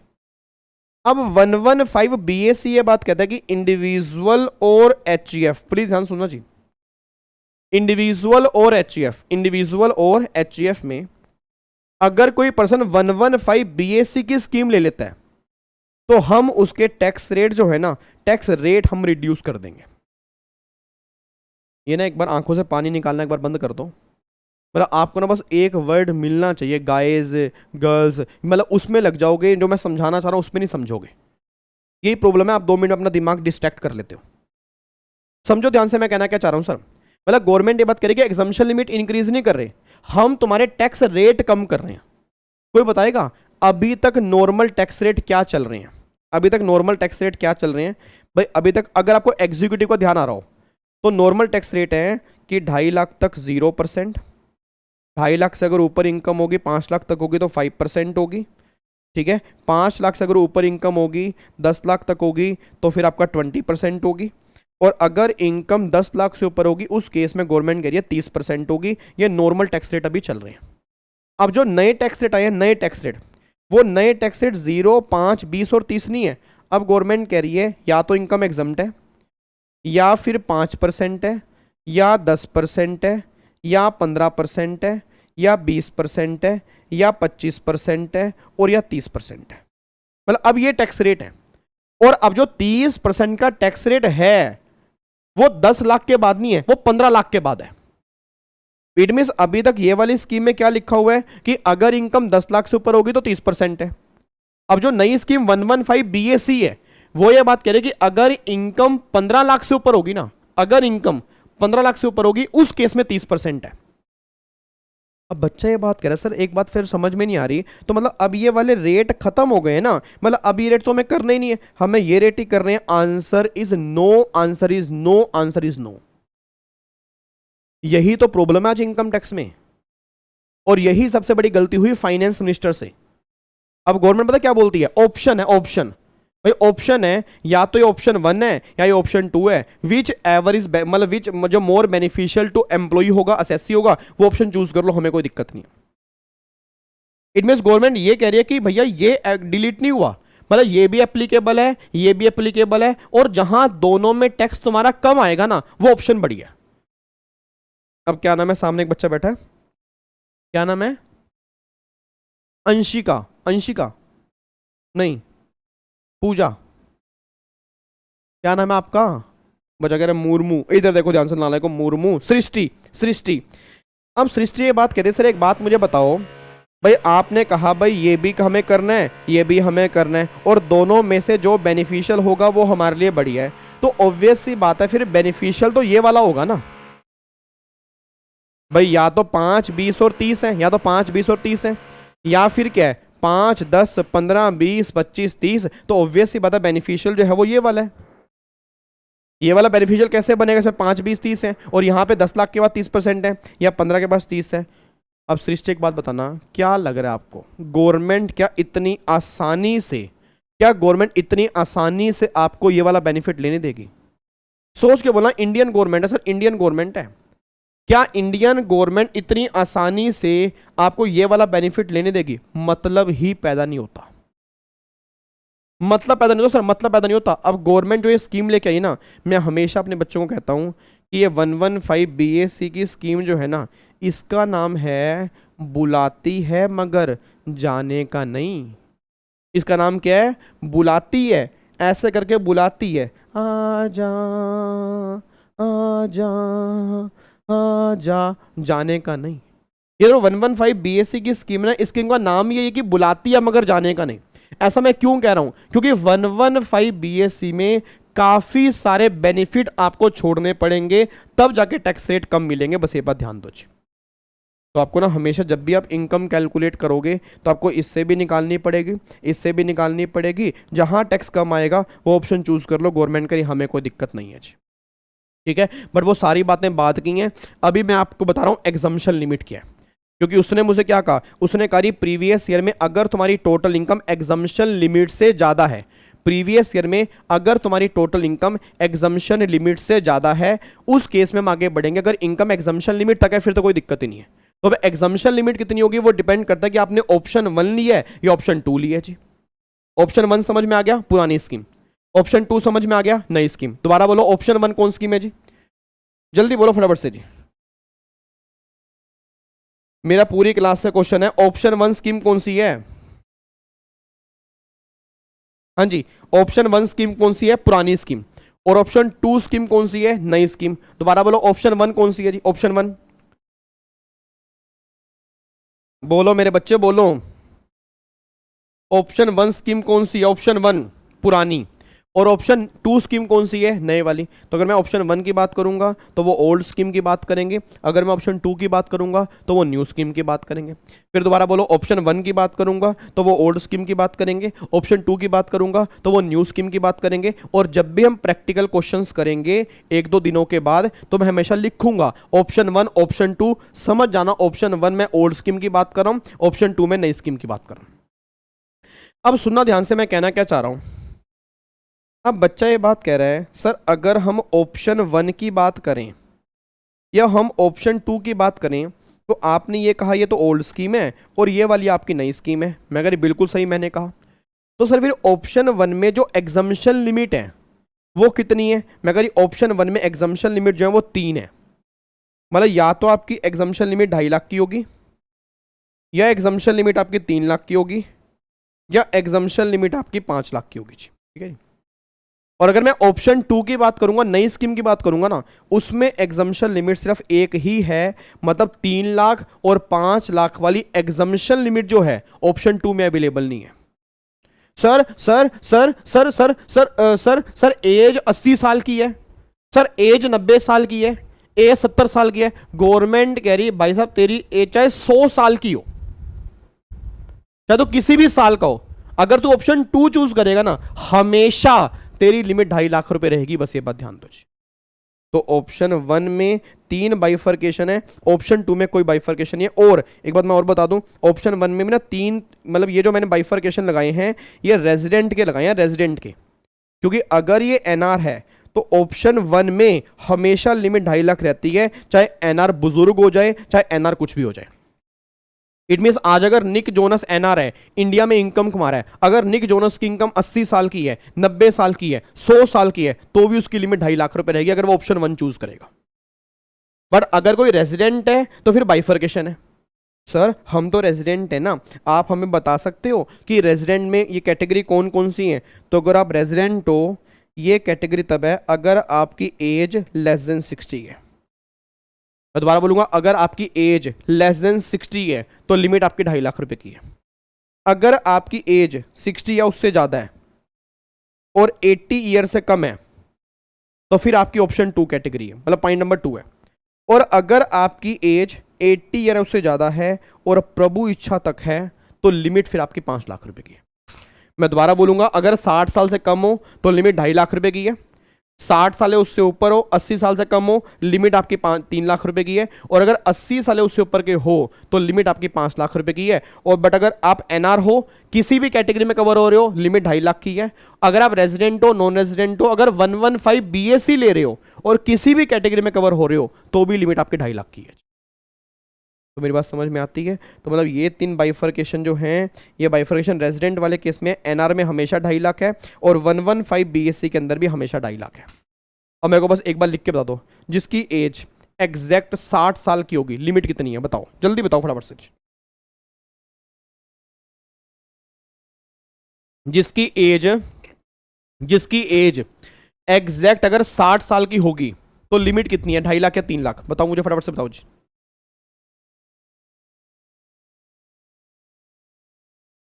जिसकी एज अगर 60 साल की होगी तो लिमिट कितनी होगी जी। ये जितने बच्चे 2.5 लाख वाले हैं ना, उनको मैं अब ये बांध लो बस, उनको ना उनका टाइम आने वाला जी। उनका टाइम बहुत, मैं कह रहा हूँ बहुत बड़ी सजा दे दूंगा मैं आपको, उम्र कैद दे दूंगा, उम्र कैद, नालायक। सर अभी मैंने क्लियर लिखा है 60 साल या उससे ऊपर वालों के लिए 3 लाख की लिमिट है। इट मीन्स अगर आपकी एज, हेलो अंकल वत्सल, डांट खा रहे हो आज तुम मुझसे, मेरी बात नहीं समझ पा रहे क्या। जब मैं कह रहा हूं कि अगर आपकी एज अगर 60 साल या उससे ऊपर जाती तो लिमिट 3 लाख की मिल जाती, तुम फिर भी 2.5 लाख मेरा आंसर देती मेरे मजे लेने के लिए। जब मैंने कह दिया कि एज अगर आपकी 80 साल की होती तो उसमें हमेशा लिमिट 5 लाख की होती, मतलब 79 तक एज है तो यहां है, 59 तक एज है तो यहां है। बट जहां आपकी 60 साल होगी लिमिट 3 लाख की होगी, जहां एग्जैक्ट अगर 80 साल की होगी लिमिट 5 लाख की होगी। बस ये बात ध्यान दो, ठीक है, कोई दिक्कत तो नहीं है, पक्का पक्का। अब मेरे सवालों का जवाब दो जी। मेरे रंग में रंगने वाली परी हो या तुम परियों की रानी, या हो मेरी प्रेम कहानी, मेरे सवालों का जवाब दो दो हाँ। लो जी सर, अगर असेसमेंट ईयर 21-22 में एक वन अडोप्ट किया, 22-23 में भी एक 115 अडोप्ट ही करना पड़ेगा, उसको डिस्कस करेंगे विवेक। अभी 115 जब बीएससी देखेंगे ना तब डिस्कस करेंगे। अभी तो हम 115 बीएससी के ऊपर आए ही नहीं। अभी तो बस ये बता रहा हूँ कि आपके ऑप्शन 2 हैं, उसमें एग्जाम्पशन लिमिट कौन सी है। एक बार 115 बीएससी ले लिया, क्या हर बार लेना पड़ेगा, क्या बीच में विड्रॉ कर सकते हैं, फिर दोबारा से ले सकते हैं, ये सारी बातें 115 बीएससी के अंदर आएंगी। ठीक है जी। अब एक बात मुझे सोच के बताना जी, एक बात मुझे सोच के बताओ। अब ये साल आपके सामने है, पहले मुझे बताओ किसी के साथ अप्रैल फूल मना है?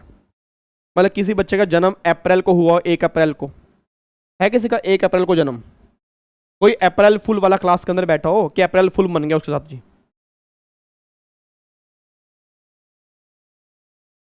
है अप्रैल फुल वाला?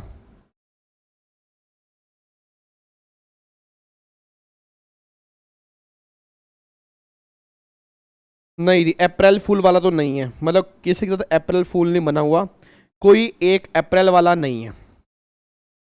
चलो बहुत बढ़िया जी। 21 नालायक 21, मैं कह रहा हूँ एक बच्चा कह रहा है 21, छोड़ो ना उसको, एक की बात करो, एक की। मतलब कोई बच्चा मेरे ख्याल से लाइव क्लास में अप्रैल फूल वाला तो नहीं है, अप्रैल फूल वाला तो नहीं। और मैं भी नहीं हूँ जी, मैं भी नहीं हूँ। मेरा बर्थडे आता है जैसे नेशनल हॉलीडे होता है, मेरा बर्थडे आता है जैसे नेशनल हॉलीडे होता है।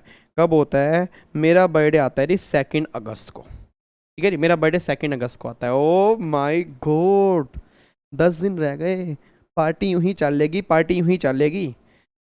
चलो जी, स्वप्निल है, कहाँ है स्वप्निल? स्वप्निल नहीं, सच्ची? चलो बहुत बढ़िया, वेरी गुड जी। हाँ, अब एक बात मुझे सोच के बताना जी, एक बात मुझे सोच के बताओ। हाँ पार्टी दे देना, कोई बात नहीं, पार्टी दे देना जी। अब मेरा पूरी क्लास से क्वेश्चन है, मेरा बर्थडे मान लो 2 अगस्त को है। अब बहुत ध्यान सुनना जी, बहुत ध्यान सुनना। अब आप ना इस एग्जाम्पल को ध्यान से देखना। मेरे ख्याल से आपके साथ भी ऐसा लाइफ में एक बार पक्का होगा। ठीक है जी, एज्यूम करते हैं, मान लो मिस्टर वीजी है, मान लो यहाँ पर मैं हूँ जी, मैं यहाँ पे हूँ, मैं यहाँ पे हूँ जी। अब मान लो मैं यहाँ पे खड़ा हूँ जी, इस साल ना मैं 21-22 में मैंने काफ़ी सारी इनकम कमाई, 21-22 के अंदर मैंने काफ़ी सारी इनकम कमाई। अब अगर 21-22 में काफ़ी सारी इनकम कमाई ना, तो उस इनकम पे किस रेट से टैक्स पे करना है, मुद्दा ये निकल के आ रहा है। बट अब सुना ध्यान से, मैं कहना क्या चाह रहा हूँ, यहाँ तक मेरी एज थी 59 ईयर मान लेते हैं, और फिर 2 अगस्त को मेरा बर्थडे आया, तो यहाँ पर मैं हो गया 60 साल का, यहाँ पर मैं 60 साल का हो गया। अब यहाँ पे मैं 59 का था, यहाँ पे 60 का था। मेरे ख्याल से 99% बच्चे या 99.99% बच्चे, जितने बच्चे मेरे सामने बैठे हैं ना, सबके साथ ऐसा ही होगा। आप चेक कर लो, सबके साथ ना, सबके साथ नॉर्मली ऐसा ही होगा। मतलब वो आधे में 79 के रहेंगे, फिर 80 के हो जाएंगे, आधे में फिर 59 के रहेंगे, फिर वो 60 साल के हो जाएंगे। तो मेरा क्वेश्चन बस ये निकल के आ रहा है कि अगर मान लो मैं इस साल में कोई भी इनकम कमा रहा हूं, तो अब जो मैं उसकी कैलकुलेशन है वो 59 ईयर के बेस पे करूंगा या 60 साल के बेस पे करूंगा। ऐसा मैं क्यों कह रहा हूं? क्योंकि यहां पर एग्जम्पशन लिमिट 2.5 लाख की मिलेगी, यहां पर 3 लाख की मिलेगी। तो मेरा पूरी क्लास से क्वेश्चन ये है कि अगर ऐसी सिचुएशन किसी की भी लाइफ में आ रही है, ठीक है जी, अगर मान लो यहाँ 59 की जगह अगर मैं 79 का हो जाऊं तो, और यहां पे 80 का हो जाऊं तो कितना फर्क पड़ेगा? क्योंकि 79 में लिमिट 3 लाख रुपए की है और 80 में लिमिट आपकी 5 लाख रुपए की है। तो एज में 59 मानूंगा या एज में 60 साल मानूंगा, बस ये बताना चाहिए। जल्दी बोलो फटाफट से। अगर ऐसा आपकी भी लाइफ में कभी ना कभी होगा, अगर ऐसा आपकी भी लाइफ में कभी ना कभी होगा, तो उस केस में एग्जम्पशन लिमिट कितनी मिलेगी? 59 के बेस पे मिलेगी या 60 साल के बेस पे? बहुत बढ़िया जी, वेरी गुड जी, ग्रेट। मतलब कई बच्चे कह रहे हैं 60 साल 60 साल 60 साल। अरे 60 साल क्यों जी? 60 साल क्यों? क्योंकि ईयर के एंड में 60 साल का था। कई बच्चे ये सोच रहे होंगे। कई बच्चे ये कह रहे होंगे क्योंकि असेसमेंट ईयर में टैक्स पे करना है तो वहां 60 साल का हो गया इसलिए, ठीक है ना। कई बच्चे ये भी कह रहे होंगे, मतलब कई बच्चे ये कह रहे होंगे ईयर एंड में 60 साल का था। कई बच्चे ये भी सोच रहे होंगे कि अगले साल टैक्स पे करना है, उस साल 60 साल का था। तो ना तो ये लॉजिक है और ना ये लॉजिक है। अब लॉजिक ये बात कहता है, एक्ट में ये बात लिखी हुई है कि अगर कोई पर्सन प्रीवियस ईयर में किसी भी टाइम, हेलो भैया, भैया इधर इधर इधर इधर, अरे हेलो हेलो, नेहा नेहा, दीदी दीदी इधर इधर, ना ना ना ना ना मेरा बच्चा, ना मेरा बाबू, नेहा ऐसे नहीं बोलना। नेहा कह रही है मैक्सिमम मंथ वो 60 साल का था। भाई जहां मैक्सिमम मंथ होंगे तो वो एज मानेंगे, ऐसा कोई एक्ट नहीं है सर। एक्ट में क्लियरली ये बात लिखी हुई है कि प्रीवियस ईयर में किसी भी टाइम अगर वो 60 साल या उससे ऊपर हो चुका है तो लिमिट हम 60 साल की लेके चलेंगे। मैं दोबारा बोलूंगा, प्रीवियस ईयर में किसी भी टाइम, मेरे बच्चे, मेरे बाबू, मेरे नोनू, मेरे सोनू, अगर मैं 2 अप्रैल को भी अगर मैं 60 साल का हो जाता, अगर मैं एक दिन भी 59 का रहता तो भी एज मेरी 60 साल ही काउंट करते। अगर मैं, सुनो मेरे बच्चों नालायकों सुनो, अगर मैं 1 अप्रैल को भी 60 साल का हो रहा हूं तो भी गवर्नमेंट कह रही है प्रीवियस ईयर में किसी भी टाइम हम तुम्हारी एज 60 साल चेक करेंगे, 3 साल की लिमिट तुम्हें दे देंगे। गवर्नमेंट तुम्हें बेनिफिट देना चाह रही है। रीजन पता क्या है? क्योंकि गवर्नमेंट करी 50,000 या 2 लाख के चक्कर में हम आपको परेशान नहीं करेंगे, अपना वोट बैंक खराब नहीं करेंगे। भाई हमें कितना फर्क पड़ जाएगा? भाई आपके लिए बहुत बड़ा फर्क है। भाई अगर आपका 5,000 रुपए का टैक्स बच रहा है तो हमें कोई दिक्कत है ही नहीं, बट कम से कम आप ये तो कहोगे ना गवर्नमेंट ने हमारे भले के लिए कुछ किया। तो गवर्नमेंट ये बात कहना चाह रही है भैया ना तो हम ईयर की स्टार्टिंग में चेक करेंगे ना ईयर के एंड में चेक करेंगे, प्रीवियस ईयर में किसी भी टाइम, प्रीवियस ईयर में किसी भी टाइम, एक बार फिर बोलूंगा, प्रीवियस ईयर में किसी भी टाइम अगर तुम 60 साल के हो जाओगे तो लिमिट तुम्हारी 60 लाख की, 60 साल की बनेगी। और अगर प्रीवियस ईयर में किसी भी टाइम अगर तुम 80 साल के हो जाओगे तो लिमिट तुम्हारी 80 साल की होगी। तो अगर मैं 79 और 80 हूं तो लिमिट मैं 80 के लेके चलूंगा पूरे साल के लिए। और अगर मैं 59-60 हूं तो पूरे साल में जो इनकम कमाई होगी वो 60 के बेस पे लेके चलूंगा, 59 के बेस पे नहीं लेके चलूंगा। और दिमाग में ये बिल्कुल मत कहना कि बाइफर्केशन करेंगे, आंसर इज नो। रेट एक ही एप्लीकेबल होते हैं जी, रेट एक ही एप्लीकेबल होते हैं, बस ये बात ध्यान दो जी। तो मेरी बात पल्ले पड़ रही है आपके जी? ठीक है। तो प्रीवियस ईयर में अगर किसी भी टाइम आप 60 साल के हो जाते हो तो पूरे साल में एज हम 60 साल मानेंगे। प्रीवियस ईयर में किसी भी टाइम अगर आप 80 साल के हो जाते हो तो पूरे साल में एज आपकी 80 साल मानेंगे, बस ये बात ध्यान दो जी। अब इसमें कोई दिक्कत तो नहीं है? तो जितने बच्चे मेरे सामने बैठे हैं जब वो बुजुर्ग होंगे बेटा बेटा जब वो अपना बुजुर्ग हो जाएंगे ना, वैसे तो ऐसे 60 साल में तो आजकल तो 60 साल के भी जवान ही होते हैं, ठीक है जी। जब 80 साल के भी, काश भगवान करे हम 80 साल के भी जवान रहे, ऐसे भंगड़े डाले 80 साल के अंदर भी। बच्चा कह रहा है 80 साल वाले भंगड़े डालते हैं, आपको भी देखना उनके हाथ में लाठी होती है, ऐसे भंगड़े तो डाल रहे होते हैं वो, ऐसे सर वो डांस ही कर रहे होते हैं। ओ माई गॉड, ठीक है जी। भगवान करे हम हमेशा बस जवान रहें।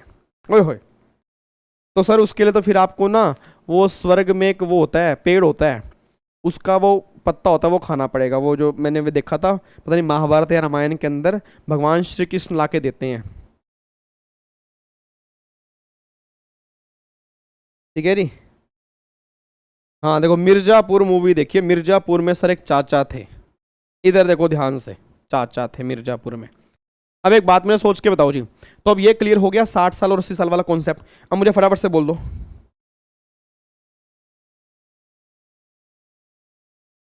सर मेरी मदर इन लॉ कह रही हैं पढ़ाई कर रही है या एंटरटेनमेंट कर रहे हैं? सर आंटी जी पढ़ाई कर रहे हैं। अब पढ़ाई सीरियस हो के नहीं होती ना।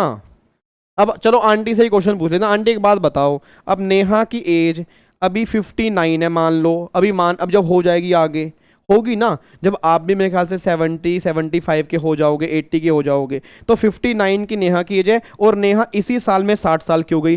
तो नेहा इस साल जो इनकम कमाएगी आंटी बताओ, क्विज है क्विज, आंटी के लिए क्विज है जी, आंटी के लिए क्वेश्चन आ गया जी। तो 59 की मानेंगे या 60 साल की एज मानेंगे बताओ?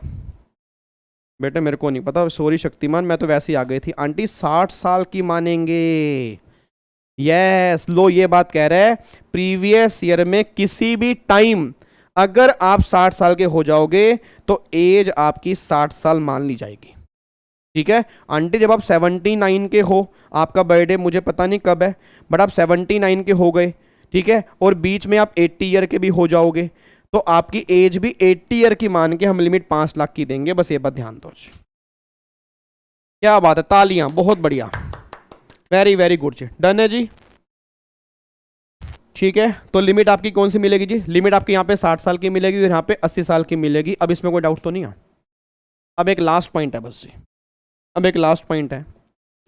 लास्ट पॉइंट मेरे ये निकल के आ रहा है, लास्ट पॉइंट मेरे निकल के आ रहा है। एक किस बच्चे का एग्जाम्पल लूँ? मान लो एग्जाम्पल ले लेते हैं मनीष का। मनीष का ना बर्थ हुआ, मनीष की डेट ऑफ बर्थ है 1 अप्रैल 1942। मान लो मनीष की डेट ऑफ बर्थ है 1 अप्रैल 1942, ठीक है जी। और एक बच्चा है जी हर्षिल, हर्षिल की डेट ऑफ बर्थ है 1 अप्रैल 1962, ठीक है जी। अब बहुत ध्यान सुना जी, मनीष की डेट ऑफ बर्थ है 1 अप्रैल 1942 और हर्षिल की डेट ऑफ बर्थ है 1 अप्रैल 1962। ये डेट ऑफ बर्थ है। मेरा पूरी क्लास से क्वेश्चन है, हमारे एग्जाम के लिए प्रीवियस ईयर रेलिवेंट कौन सा है? हमारे एग्जाम के लिए, हमारे एग्जाम के लिए प्रीवियस ईयर रेलिवेंट है 21-22, ठीक है जी, और फिर 22-23, ये हमारे एग्जाम के लिए प्रीवियस ईयर है, ठीक है।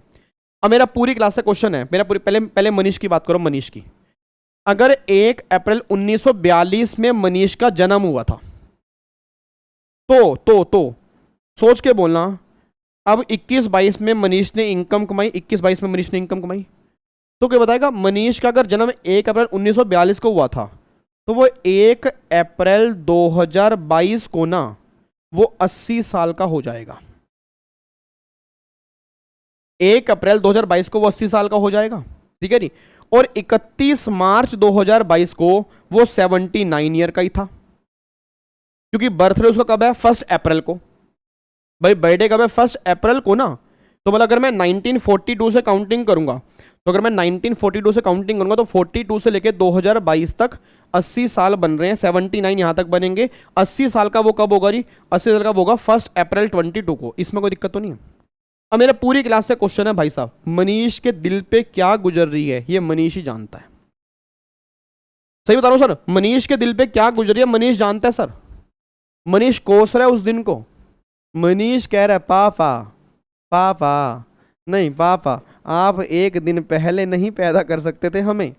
पापा ने कहा ओए नालायक, पापा एक बात बताओ, अगर मैं 31 मार्च को पैदा होता तो मैं 80 साल का बन जाता, 5 लाख की लिमिट ले लेता। अब आपके चक्कर में 1 अप्रैल को मैं पैदा हुआ था, तो मैं अगले साल 80 साल का होऊंगा, तब मुझे 5 लाख की लिमिट मिलेगी। अब सोच के मुझे बताना, क्या मेरा 2 लाख का पापा नुकसान नहीं हो रहा?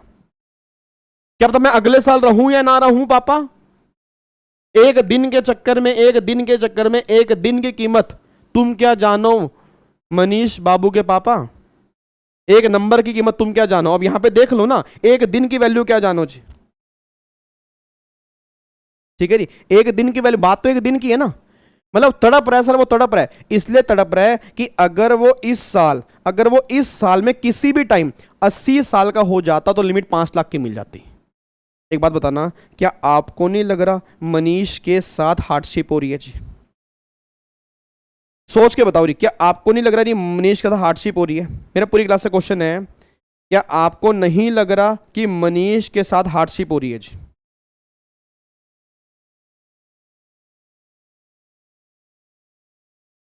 जल्दी बोलो जी, क्या आपको नहीं लग रहा कि मनीष के साथ हार्डशिप हो रही है? बिल्कुल हार्डशिप हो रही है। मतलब मनीष बस ये बात कहना चाहता है कि एक दिन के लिए ना मेरी आप एग्जाम्शन लिमिट 5 लाख वाली मत खराब करो। और फाइनली मनीष की बात सुनी गई, मनीष के आंसू पोंछे गए, गवर्नमेंट ने उसे बुलाया और गवर्नमेंट ने फाइनली एक नोटिफिकेशन निकाल दी कि जिसका बर्थ अगर 1 अप्रैल को हुआ है, ठीक है जी, उसका बर्थ कंप्लीशन जो है हम 31 मार्च को ही मान लेंगे और लिमिट उसको इस साल में हम 80 ईयर वाली अलाउड कर देंगे। बस ये बात ध्यान दो जी। मतलब और ये पॉइंट पता किन के लिए होगा? ये पॉइंट इस साल, जो पिछला साल भी 31 मार्च 22 की है, ये पॉइंट उन्हीं के लिए एप्लीकेबल होगा जिसका बर्थ 1 अप्रैल 1942 में हुआ होगा या जिसका बर्थ 1 अप्रैल 1962 को हुआ होगा, क्योंकि वो बड़े परेशान होंगे। 1942 वाले कह रहे होंगे 80 साल की लिमिट दे दो, 62 वाले कह रहे होंगे 60 साल की लिमिट दे दो। तो फाइनली गवर्नमेंट नोटिफाइड कर चुके कि ठीक है हम तुम्हारी बात मान रहे हैं कि हम तुम्हारा जन्म चाहे अप्रैल में हुआ बट कंप्लीशन जो है वो 31 मार्च को मान लेंगे और तुम्हारी लिमिट जो हम 80 साल की दे देंगे जी। बिल्कुल जस्टिस बिल्कुल मिल गया जी, बिल्कुल जस्टिस मिल चुका है मनीष को। तो मनीष टेंशन लेने की जरूरत नहीं है जी, किसी को कोसने की जरूरत नहीं है। गवर्नमेंट ने तुम्हारी फरियाद सुनी है, तो गवर्नमेंट बस ये बात कहना चाह रही है कि भाई साहब तुम अपनी लिमिट 80 साल की ले सकते हो। और अगर मैं बात करता हूं यहां पे हर्षिल की, तो 1 अप्रैल 1962, ऐसे वो 2022 में 60 साल का होता, तो हर्षिल को भी गवर्नमेंट ने कह दिया कि हम तुम्हारी कंप्लीशन 31 मार्च को मानेंगे। और अगर कंप्लीशन 31 मार्च को मानेंगे तो 31 मार्च को ही हम तुम्हें लिमिट जो है वो 60 साल वाली दे देंगे। बस ये बात ध्यान दो जी, ठीक है जी। तो चाहे आज मैं मनीष की बात करूं, चाहे आज मैं हर्षिल की बात करूं, सिंपल सी बात है, दोनों बहुत खुश हैं इस टाइम, दोनों के चेहरे पे स्माइल ही अलग है, ठीक है। बट एक बात ध्यान रखना, मैं दोबारा कह रहा हूं सर, ये केस बन ही तभी सकता है अगर बर्थ 1 अप्रैल 1942 में हो। अब देखो सामने एक बच्चा खड़ा हो गया जी, सामने देख लो, इस क्या नाम है बच्चा? नमन। नमन कह रहा है सर मेरा 2 अप्रैल को बर्थडे आता है, तो एक दिन मतलब और नहीं हो सकता? मतलब एक दिन की माफी और दे दें भाई, 2 दिन में डिले हो गया था होने में, ठीक है। और 2 दिन भी नहीं हुआ सर, वो हुआ क्या था, मतलब 1 अप्रैल रात को 12 बजे दिन होता है, मैं 12:05 पैदा हुआ। मैंने डॉक्टर को बोला भी था कि मेरे को 12 बजे से पहले पैदा कर दो, 1 अप्रैल कर दो। डॉक्टर ने मेरी बात सुनी नहीं, डॉक्टर ने मारे 2-3 कान पे। सर मैं मतलब 2 अप्रैल को पैदा हुआ था बट सुबह 12:05, 5 मिनट की देरी है सर, 5 मिनट की देरी है। देखो भगवान का वास्ता है। एक बच्चा ऐसा तो कह रहा है, ऐसा तो फिर भाई साहब वो क्या नाम है उसका, हर्ष कह रहा है कि सर मैं तो 12:01 पैदा हुआ था। अब बताओ, अब तो मेरा तो 1 मिनट की बात हो रही है, सिर्फ 1 मिनट का मुद्दा है, इसका तो फिर भी 5 मिनट की बात हो रही है, ठीक है जी। ये तो गलत बात हो रही है। लवनीश कह रहा है सर मैं तो 12:40 में पैदा हो गया था, 40 सेकंड का मुद्दा आ गया, तो ऐसा तो फिर कोई भी लिमिट लेगा। भाई साहब सुनो ध्यान से, ये लिमिट जो है 1 अप्रैल वालों के लिए, भाई साहब निकलो यहां से, ये 2 अप्रैल 3 अप्रैल 4 अप्रैल वाले निकलो। ये कोई रोना नहीं ना, रोने से काम बनेगा ही नहीं, काम रोते ही रहो। सर 2 दिन की बात, 3 दिन की बात है भाई, ऐसा तो फिर मैं भी कह दूंगा मेरा बर्थडे 2 अगस्त को है, बस अप्रैल मई जून जुलाई 4 महीने 2 दिन की बातें तो है, तो मेरे को ना लिमिट दे दो ना प्लीज। तो गवर्नमेंट बोलेगी निकलो यहां से। भाई साहब अगर तुम्हारा बर्थ 1 अप्रैल को है तब ये नोटिफिकेशन एप्लीकेबल होगी। अगर तुम्हारा 2 अप्रैल को है ना, चाहे मैं कह रहा हूं 10-5 कितने सेकंड का फर्क है, ऐसे करा गया, अगर 2 अप्रैल है तो नोटिफिकेशन एप्लीकेबल नहीं होगी, फिर लिमिट जो तुम्हें मिलेगी वो अगले साल ही मिलेगी जी। बच्चा कह रहा है भाई साहब फिर तो अप्रैल में फायदा होने में फायदा है 1 अप्रैल को।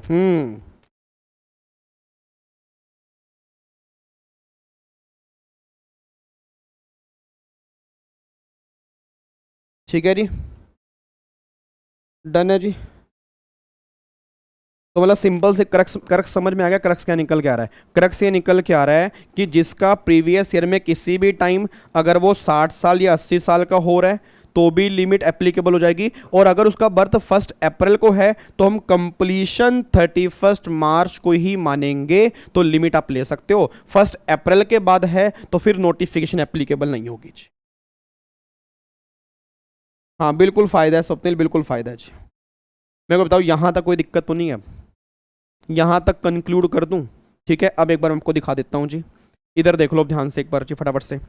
अब देखो यहाँ पे जी, तो यहाँ पे मान लो आपका 59 कैप हुए, यहाँ 59 कैप हुए और यहाँ पे 60 साल के हो गए, तो लिमिट कौन सी एप्लीकेबल हो जाएगी? 60 साल वाली, मतलब 3 लाख रुपए की आप लिमिट ले सकते हो। बस ये बात ध्यान दो जी। तो अगर यहाँ 59 और यहाँ पे 60 साल के हो गए तो 3 लाख रुपए की आप लिमिट यहाँ पे ले सकते हो। बस ये बात ध्यान दो जी। आगे देखो एग्जम्पशन लिमिट, ठीक है जी। अब exemption limit under income tax, तो इन केस ऑफ इंडिविजुअल जी। अब इंडिविजुअल में देखो, इंडिविजुअल ध्यान सुना, इंडिविजुअल में 2 केस आ रहे हैं, तो ऑप्शन 1 या ऑप्शन 2, अब ये ऑप्शन 2 क्या है, न्यू इंसर्शन, नया इंसर्ट हुआ है। ऑप्शन 2 जो है वो नया इंसर्ट हुआ है। तो ये तो एग्जिस्टिंग स्कीम है, मतलब पुरानी स्कीम है, ये नई स्कीम है 115 BSc। पहले पुरानी स्कीम की बात करते हैं। अगर आप आर हो या अगर आप अनार हो, तो गवर्नमेंट कह रही है अगर आप आर हो तो 3 कैटेगरी होंगी। एज अगर लेस देन 60 होगी, यंगर एज, 60 और मोर लेस देन 80 होगी तो सीनियर सिटीजन, 80 और मोर, यहाँ पे नालायक, यहाँ पे लेस देन आएगा, यहाँ 80 और मोर आएगा जी, 80 और मोर, और प्रभु इच्छा तक होगी सुपर सीनियर सिटीजन। तो इस केस में लिमिट 2.5 लाख की है, 3 लाख की है, 5 लाख की है। और अगर कोई अनार है जी, अगर कोई अनार है तो हर केस में लिमिट आपकी 2.5 लाख रुपए की एप्लीकेबल है, ठीक है जी। और अगर 115 BSc है, मतलब बुलाती है मगर जाने का नहीं, ठीक है जी। अगर मैं कई बार क्लास के अंदर बोलूँ ना कि वो स्कीम बुलाती है मगर जाने का नहीं, तो समझ लेना मैं 115 BSc की बात कर रहा हूँ, ठीक है ना। तो मैं उस स्कीम को क्या नाम दे सकता हूं, कई बार क्लास में बुलाती है मगर जाने का नहीं, तो मैं किस स्कीम की बात कर रहा हूं, 115 BSc की बात कर रहा हूं।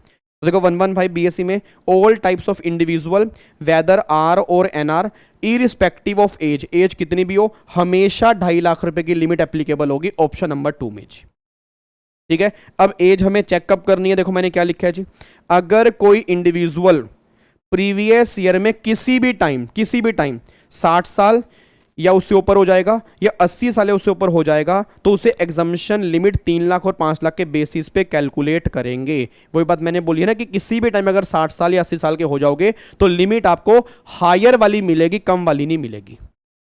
अब देखो मैंने जी, अच्छा यहाँ पे भी इक्वल का साइन आएगा, ठीक है जी। उसके बाद एक और, अब यहाँ पे एग्जांपल नंबर 1 देखो, वही सेम एग्जांपल है, यहाँ 59 और अगर यहाँ 60 साल के हो तो लिमिट आपको 3 लाख की मिलेगी जी, ठीक है जी। और अगर यहाँ पे आप 79 के होते, वही 79 और फिर 80 साल के हो जाते तो लिमिट फिर कितने की मिल जाती, 5 लाख की। तो मतलब अगर मैं 59 60 का हूँ तो लिमिट 60 साल की ले लूँगा, अगर मैं 79 और 80 का हूँ तो लिमिट फिर मुझे 80 वाली मिल जाएगी, बस ये बात ध्यान दो जी, ठीक है। अब देखो फिर यहाँ पे अगर केस नंबर 1, अगर किसी इंडिविजुअल का रेजिडेंट है, डेट ऑफ बर्थ है क्या ना, 41 के जगह 42 आएगा अब ये, क्योंकि फाइनेंस एक्ट चेंज हो गया ना। तो अगर डेट ऑफ बर्थ 1 अप्रैल 42 है या केस 2 में 1962 है, तो एग्जम्पशन लिमिट जो प्रीवियस ईयर आपका 21-22 होगा, तो 21-22 में आपके आप डीम्ड 80 साल के मान ले जाओगे और डीम्ड आप 60 साल के लिए मान ले जाओगे, मतलब 31 मार्च को ही कंप्लीशन मान लेंगे, उसके बेस पे आपको लिमिट मिलेगी, बस ये बात ध्यान दो जी। तो आई थिंक अब आपके दिमाग में क्लैरिटी आ चुकी है कि एग्जम्पशन लिमिट 2.5 लाख, 3 लाख और 5 लाख कब मिलती है जी। एज हमें कब चेक करनी होती है, मैं लास्ट टाइम बोलूँगा, प्रीवियस ईयर में किसी भी टाइम चेक करनी होती है। अगर किसी का 1 अप्रैल है, मतलब 1 अप्रैल को वो 80 साल का हो रहा है, 1 अप्रैल को वो 60 साल का हो रहा है, तो हम 31 मार्च को ही कंप्लीट मान लेंगे, तो उसको लिमिट हम पिछले साल में उसको अलाउड कर देंगे, गवर्नमेंट ने आपको बेनिफिट दिया है जी, ठीक है। बस अब उसके बाद जो है फिर आपके यहाँ पे टैक्स रेट आपके स्टार्ट हो जाते हैं जी, ठीक है। फिर यहाँ पे आपके टैक्स रेट स्टार्ट हो जाते हैं, तो एग्जम्पशन लिमिट जो है वो आपकी यहाँ तक है।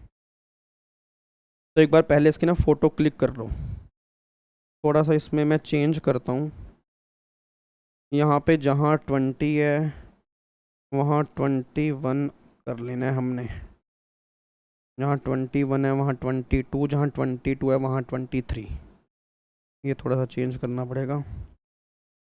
तो यहाँ पे 21, यहाँ पे 21, ठीक है।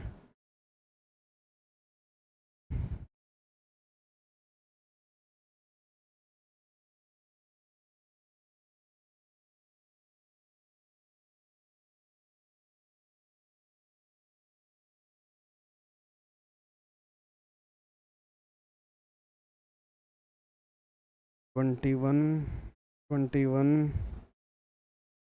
हाँ जून वालों को 1943 करना पड़ेगा जी। जून वाले जो हैं, अब जो हम 42 कर रहे हैं ना, 42 कर रहे हैं क्योंकि प्रीवियस ईयर 21 22 है, तो जून वाले बच्चों को 42 की जगह 43 करना पड़ेगा, ठीक है जी। मतलब एक एक साल बढ़ता रहेगा अटेम्प्ट वाइज।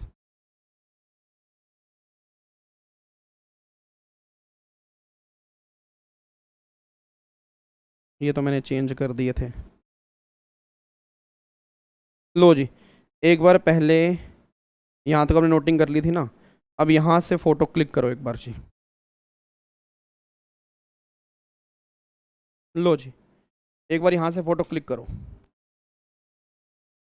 अटक गया है, दिल अटक गया है।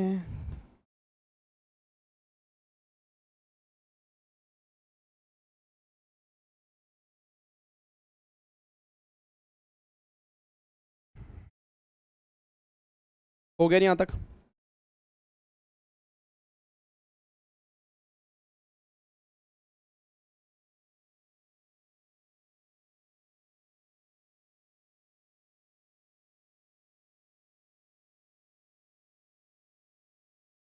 डन।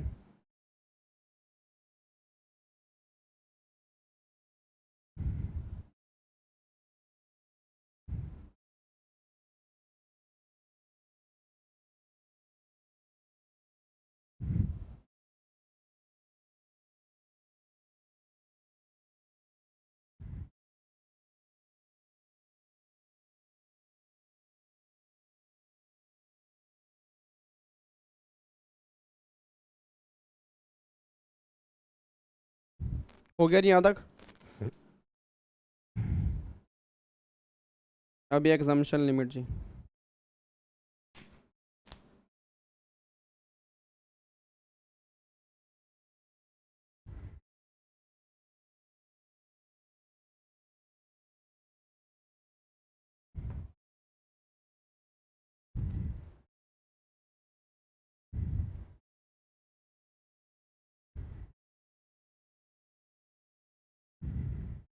डन है जी।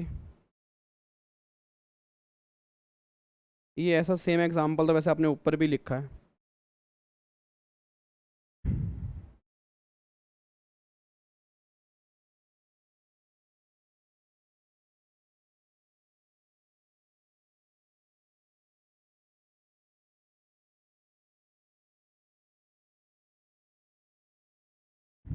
ठीक है जी। तो बस ये आपने नोटिंग करनी है जी, ये आपने नोटिंग करनी है। बाकी मैं कुछ आपको ना घर से होमवर्क भी दे रहा हूँ, वो आपने एक बार ज़रूर पढ़ के आना है। होमवर्क मैं आपको दे रहा हूँ।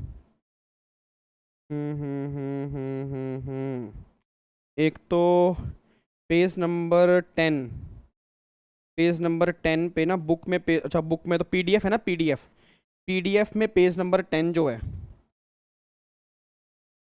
क्रक्स वाला फिर दिखा दूँ? क्रक्स वाला कौन सा?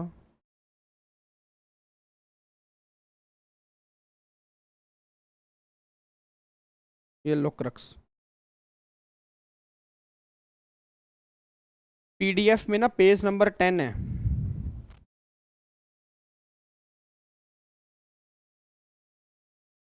ठीक है जी। तो पीडीएफ में पेज नंबर 10 है, पीडीएफ में एग्जाम्पल नंबर आपको ये 1 करना है। ये आपका होमवर्क है, ये आपका होमवर्क है। उसके बाद ये एग्जाम्पल नंबर 1 और 2, ये भी आपका होमवर्क है, ये भी आपका होमवर्क है। अगर आपको नोट्स में उतारने हो तो आप उतार सकते हो जी, मेरी तरफ से खुली छुट्टी है। आप अगर इसको नोट्स में उतारना चाहते हो तो आप उतार सकते हो, नहीं उतारना चाहते तो भी कोई दिक्कत नहीं है। तो आपने बस वही क्वेश्चन करने हैं। और एक हाँ बस एक आपने पेज नंबर 16 पर, पेज नंबर 16 पर, ठीक है, ये असेसी की डेफिनेशन है। एक बार ये आपने घर से पढ़ के आनी है, ठीक है नी। एक बार आपने घर से बस ये डेफिनेशन पढ़ के आनी है, असेसी की डेफिनेशन। एक बार आपने घर से ये वाली डेफिनेशन आपने रीड करके आनी है, ठीक है नी। ये डेफिनेशन आपने एक बार घर से रीड करके आनी है, बस ये बात ध्यान दो। तो पीडीएफ आपके ग्रुप में होगा ना, तो उस पीडीएफ को एक बार डाउनलोड कर लेना। 5 से 10 मिनट लगेंगे, क्वेश्चन करने में तो 2 मिनट लगेंगे। क्वेश्चन करने में 2 मिनट से ऊपर का टाइम नहीं है जी। क्वेश्चन करने में 2 मिनट लगेंगे, असेसी की डेफिनेशन पढ़ने में 5 मिनट लगेंगे जी, ठीक है। अब सुनना ध्यान से, अब एक बात मुझे बताओ जी। अब यहाँ पे एक तो पर्सन वर्ड हमारा कंप्लीट हो गया। भाई पर्सन किसे कहते हैं, एक बार मुझे फटाफट से ना रिवीजन करवा दो। पर्सन जो है, पर्सन हमने 231 में कंप्लीट किया जी। उसके बाद फिर पर्सन में टोटल इनकम कैसे निकालते हैं, टोटल इनकम हमने देख लिया।